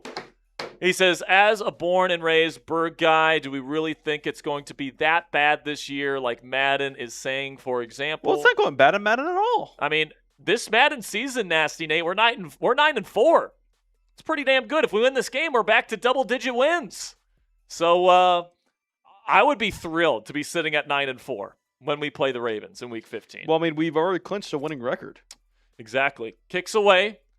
It's going to be fielded at the 3-yard line. Jeremy Bernard this time returning. Doesn't go far. Gets only to the 23. That's where Aaron Rodgers and the Steelers offense will take over. Hopefully Jeremy Bernard can hang on to the football, man. And if anybody is planning their trip to the Steelers training camp in the Trobe this year, I will be there the first week of practices. So what day is it? The Wednesday that they get started is the 29th. I will be there the 29th, the 30th, the 31st, and the 1st of August is when I will be there at Steelers practice. Under center here, 5-step drop for Rodgers. He's going to throw a fade down the sideline. Tried the Massa guy, incomplete. Tried to go up to Jeremy Bernard, who couldn't hang on to the ball. So right when we started singing his praises, Ponzi, is when Jeremy is not showing up for us here. Classic Sperry and Ponzi curse. Second down to 10. They spread things out here. Rodgers will take the snap, and they'll hand it off, and there's an unblocked defender right there to tackle Jaylen Warren. What a joke. It's 3rd and 14. That is disgusting. Steve Stockman, I mean, I don't disagree with what Nasty Nate said, where it feels like last year's scheme, but like it's not. 3rd and 14. Can Rodgers dig this team out? Let's see. 2-by-2 formation, takes the snap. He's looking. He's going to launch down the sideline, kind of open, but incomplete and almost intercepted. Jesus. Tried to go up to Bernard again, and Bernard couldn't bring it down. That was a tough ball. I don't know, man. That was kind of perfectly placed, and he had a step on his guy. He's got to come down with that. Yeah, that's true, though. It was tough, but you should be able to make that. And now the Steelers will be punting away, and now their defense has a lot of pressure on them again. Oh, baby! It's going to be fielded. Oh, the LeJohntay Webster just made Asante Samuel Jr. miss badly. And now the Ravens will take over in decent field position. But Nasty Nate's with a $20 super chat gets him on the Steelers gong. All right, Nasty Nate. Let me write you down here. Now, if you donate 10 more, Nasty Nate, I get to slap Sperry. That is true. Nasty Nate, you're up to $41. So if you donate, I'm not saying if you donate, obviously. Exactly. But Nasty Nate, if you donate 10 more bucks, then Ponzi gets to slap me in the face with a tortilla. I'm just saying. All right. False start here on 1st down. False start here on Baltimore to start the drive, but that's two Here We Go Steelers as well. Here we go, Steelers. Here we go. Here we go, Steelers. Here we go. And we need to do another one because Nasty Nate puts in the next 10. Here we go, Steelers. Here we go. Now Lamar pulls the read option, and good tackle from Peyton Wilson. It's going to be a loss. 2nd down. Well, actually, not a loss. It's just no gain. 2nd down and 15 coming up. Shout out to Nasty Nate. $50 donated on the show. So after the game here, we'll have Ponzi slap me before we head out. So make sure you guys stay tuned for that. Shotgun for Lamar, takes the snap, looking, gonna throw deep down the field, and overthrew his man. He was kind of wide open, Ponzi. Yeah, he was. Nobody was covering the outside receiver, but Lamar just overthrew his guy. A guy left uncovered in last year's Steelers team, technically. And now you got to get off the field here. You're down 7. You're at home. 2nd half. 3rd and very long. Crowd's going to be behind you here. Get off the field here. Shotgun sends the running back in motion. Takes the snap. Lamar. He's got a pocket. Now he's just going to dump it down. Breaks a tackle. Make the tackle. And now they make the tackle. 4th and 11 coming up. Steelers will get the football back. Let's go, man. Michael saying the moment A-Rod makes a bad throw, the Will Howard chance will be coming. Yeah, they might be starting already. Rodgers has played kind of bad. Honestly, if Will Howard plays well in the preseason, they might start in the preseason. Yeah, that's not wrong. They might start in the preseason. If Will Howard lights it up in the preseason, like if he has the preseason that Kenny Pickett had a couple years ago. Oh my God. Where he was the preseason MVP. Didn't he only have 5 incompletions? Yeah, he was unreal in that preseason. We thought we were going to the Super Bowl when we saw how good Kenny Pickett was playing in the preseason a few years ago. Obviously, Pickett sucks. But yeah. Super Bowl champion. If Will Howard plays that way, though, I think the crowd at Acrisure Stadium might chant for him to start. I'm not saying that the coaching staff would listen to him. There's not a chance in hell that they would. But handoff here to Jalen Warren, gain of 2. There's just no run game to speak of at all from the Pittsburgh Steelers in this game, unfortunately. Yeah, this Ravens defense, the Jesse Minter scheme is kind of doing wonders on the Steelers right now. Now they go empty with Rodgers on 2nd down and 8. Rodgers will take the snap. Pressure on there. He's going to throw his quick slant. Caught this time by Jeremy Bernard for a 1st down. There we go, Jeremy. Get hot, kid. Dude, if the Steelers lose this game, it's just unbelievable how bad they've been at home. Yeah, I mean, if the Steelers lose this game, all 5 of their losses this season have come on the road. Under center, handoff Warren, decent pickup of 2 again. Derek Smith, bang! $40 Venmo from Derek Smith. And he says, do you think the Ravens are going to be a good team this year with the new head coach? We'll see. I'll answer that question more in depth here in a second. But Rodgers throws down the field and cut again to Metcalf. 1st down, Pittsburgh. Let's go, man. All the way down to the 43-yard line. The Steelers are moving. By the way, I think this is $100 on the day for Derek. Yeah, it is. He put in 2 30s and a 40. So that means another tortilla slap. So I guess you get another one. Yep. So you're slapping me, and I'm slapping you. Shout out to Black Diamond Derek Smith for the 40. And again, I'm going to get to your question here, Derek. Shotgun, play action, pressure on him. Rodgers gets rid of it, and it dropped by Muth. Receivers have been kind of bad today. Yeah, no kidding. But, yeah, I think that their defense will be good again, Derek. I think the big question is first-time offensive play caller Declan Doyle. He's coming over from Chicago. He was the understudy to Ben Johnson with the Bears. Is he going to be Ben Johnson, right? If he is, that's going to be tough for the Pittsburgh Steelers and the rest of the league if Lamar Jackson, Derrick Henry are in a Ben Johnson offense. But first down completed to DK Metcalf here. We'll see. Yeah, Aaron Rodgers with another completion here, getting into Ravens territory to DK Metcalf on the corner. That's the end of the 3rd quarter. We're heading into the 4th. It looks like we're getting another classic between the Steelers and Ravens.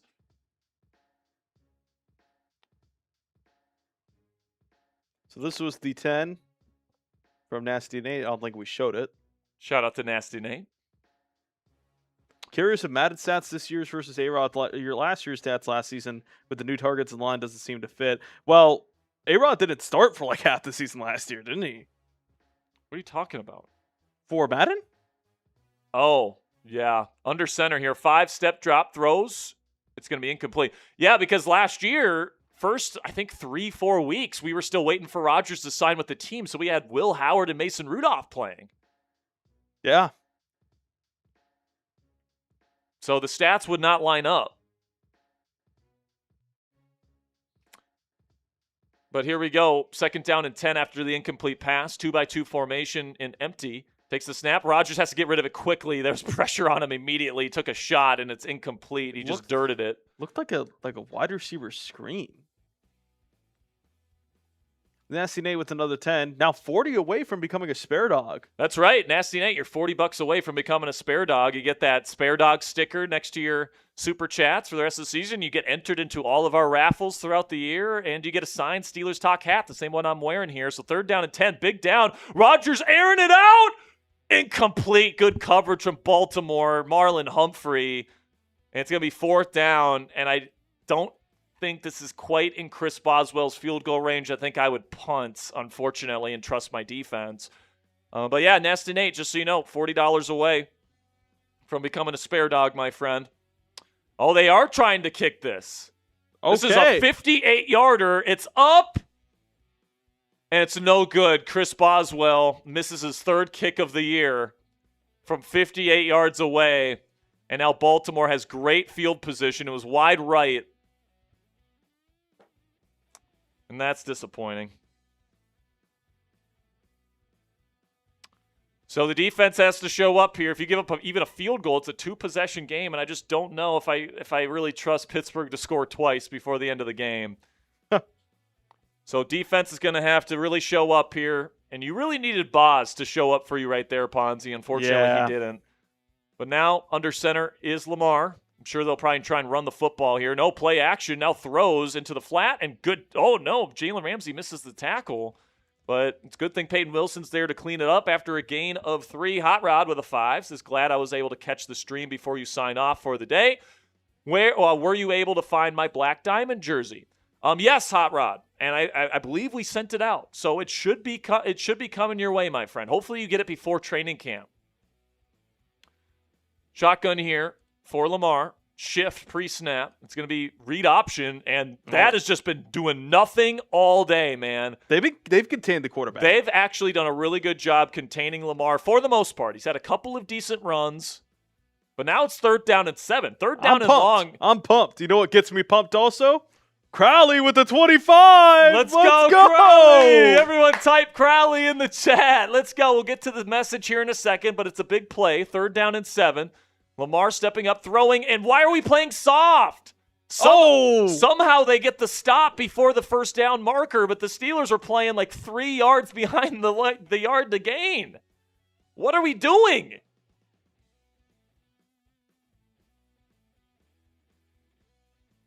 Fourth and inches, they're punting from this distance. Oh my goodness. I can't believe they're not going for this. This is Harbaugh written all over it. Jesse Minter decides to punt it. Look at this punt, though. Oh, my gosh. They coffin corner the Steelers, and now Aaron Rodgers needs to go 99 yards to tie this ball game. What a punt by Baltimore. And now the last scoring drive for Pittsburgh, 95 yards. All right, apparently they can't score unless they have to go the entire length of the field. We know how clutch Aaron Rodgers has been throughout this entire Madden season. How many 4th quarter game-winning drives does he have this season? 6? Like 6, 7. We got pistol, and there goes Jalen Warren breaking away, tries a spin move, but he gets hit hard after a gain of 9. Shout out to Crowley, $25. Caught me up on that, forgot about the delay. I'll just go for the tortilla at this point. Great. All right. So I get 2 slaps, right? No, I get 2 slaps. So you're slapping me twice, and I'm slapping you twice? Yeah. Okay. Although you might be slapping me thrice. Pause. All right, we'll see that here in a second. Offset I formation, handoff to Jalen Warren, picks up the 1st down for the Steelers offense. You know why? We got a new number! Spare dog! Nasty Nate with a $50 super chat! Bang! Handoff here to Warren. He picks up 1. Nasty Nate becomes a spare dog officially. Everyone spam Nate in the chat Everyone spam Nate in the chat $100. Nate. Which also means another tortilla slap. So what? You're slapping me 3 times. I'm slapping you twice? Yeah. Is that what it is at this point? All right. Stick around. We got a slap-a-palooza coming up here, folks. Shout out to newest spare dog, Nasty Nate. All right, quick dump off here from Rodgers for a short gain. It'll be 3rd down and 2. Crowley saying this is so last year. Yeah, I don't blame you. I don't disagree, man. This game has last year vibes all the way down to the coaches on the sideline, but I mean, technically they are different playbooks, though. Everyone spam those Nates in the chat. I'm going to be giving shout-outs to everyone that shows Nate some love, and now they hand it off to Jaylen Warren, and he doesn't get it. That is brutal. 4th down and 2. Do you go for this? I think I'm going for it, man. I don't think so, man. Your defense has played pretty good. I know, but they have Lamar Jackson and Derrick Henry. That's true. In a 4-minute drill. That's true. That's like the hardest 4-minute drill combo in the league. But they're going to punt. I don't know why we're running the football. Like, we've been passing it all day. We decide on the last drive of the game, potentially start running it. And now there's good blocking for Baltimore. Makes a man miss. They're already at midfield. What are we doing? Bro. Oh! Another slap and another bang from Nasty Nate. I'm waiting for your graphic. Come on, Ponzi. It's not me. I can't hold it forever. I'm just typing it out. I don't care. Okay, everyone hold it. Hold your bangs. Pistol formation, handoff. Henry, he's going to fight forward for 3 yards. Timeout. Pittsburgh. Bang! Here we go, Steelers. Here we go. Nasty Nate, put his sticker on the man. Put his sticker on there. What are we doing, Ponzi? He's a spare dog now. Let's go, man. Everyone type those Nates in the chat. I see Derek Smith, Tristan White, Crowley's in here. Let's go, man. Let's go get a win. Come on, defense. Shotgun for Lamar. Handoff to Derrick Henry. Almost runs over a man. Timeout Steelers. It's 3rd down and 1 coming up. Maybe we got to bang the gong to fire these boys up. I'll tell you what. If we get another 50, we're banging the Steelers talk gong, all right? If we get another 50... Oh, boy. Oh! This one's rolling in from Derek Smith. Hold for the play. QB sneak, and they get it. Timeout Steelers. That's probably going to do it, folks, but Baltimore has the lead in the ball. Steelers have no timeouts. They do have the 2-minute warning, but they can't stop the clock on their own again. Bang! Here we go, Steelers. Here we go. Let's go, Derek. I will get to all these messages here in a second. Under center, handoff, Derek Henry. He will pick up 1 yard. Derek Smith.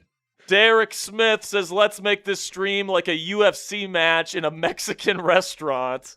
Whatever that means. I mean, but I think we're up to are we up to 4 slaps apiece? I think we're about to be up to 5 because this one's rolling in from Nasty Nate. Bang! Here we go, Steelers. Here we go. Here we go, Steelers. Here we go. Shout out to Nasty Nate. Is it 4? Is it 5 slaps for me, you to me, 4 slaps me to you? I think it's just 5 slaps apiece. Oh, geez. All right. Here we go. 3rd down and 10. Clock's still running. Steelers got to get a stop here if they want the ball back. But they might even kick a field goal here. So you got to get a sack, get a stop. They're going to hand it off, and the Steelers go all-out blitz, and they get a TFL. Big-time TFL there from Cole Holcomb. Can't stop the clock, though. Can't stop the clock. I'm guessing they'll probably punt it, and the Steelers will have about 30 seconds and no timeouts left when they get the ball. So we're going to need another Rodgers miracle here at the end, a DPI or something.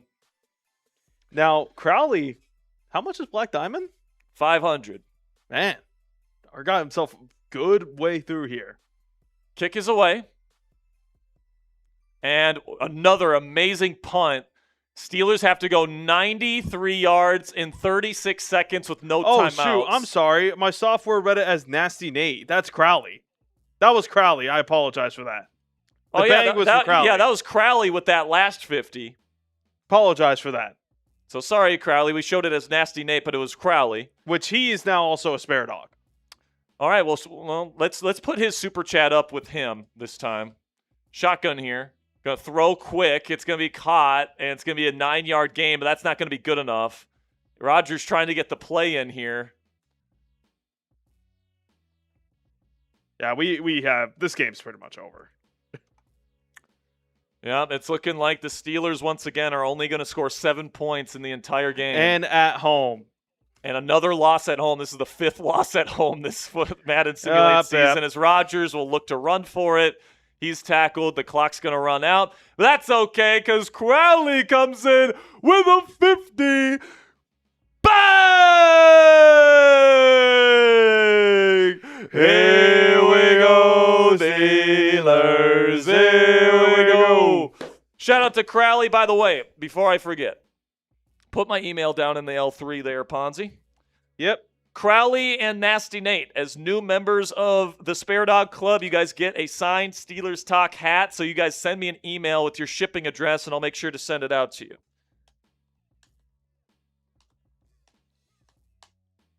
Man, what a brutal loss. Yeah, tough loss. You're no longer in first place in the division. You guys, the Steelers had a stranglehold over the first, and they've lost what? I want to say 3 of their last 4. Sperry, I'm getting a word from ESPN here from our Madden Sim ESPN. They said Aaron Rodgers suffered an injury. Oh, no. Out for 2 weeks. Oh, no. Well, that's not good. So not only do you lose to the Ravens, not only do you lose the first round, or not only do you lose first place in the division, but now you're going to have Will Howard come in for the next 2 weeks at least because Aaron Rodgers fractured his wrist again. Titans and Panthers. So we get the Titans and Panthers up next. They're 2 must-win games if they want to win the division. You're going to have Will Howard as the starting quarterback in the next 2 games of our Madden simulated season. All right. I guess Ponzi says he's injured. So if you don't like it, type F Ponzi. No discount. Not going to get a discount on this one. Nasty Nate and Crowley.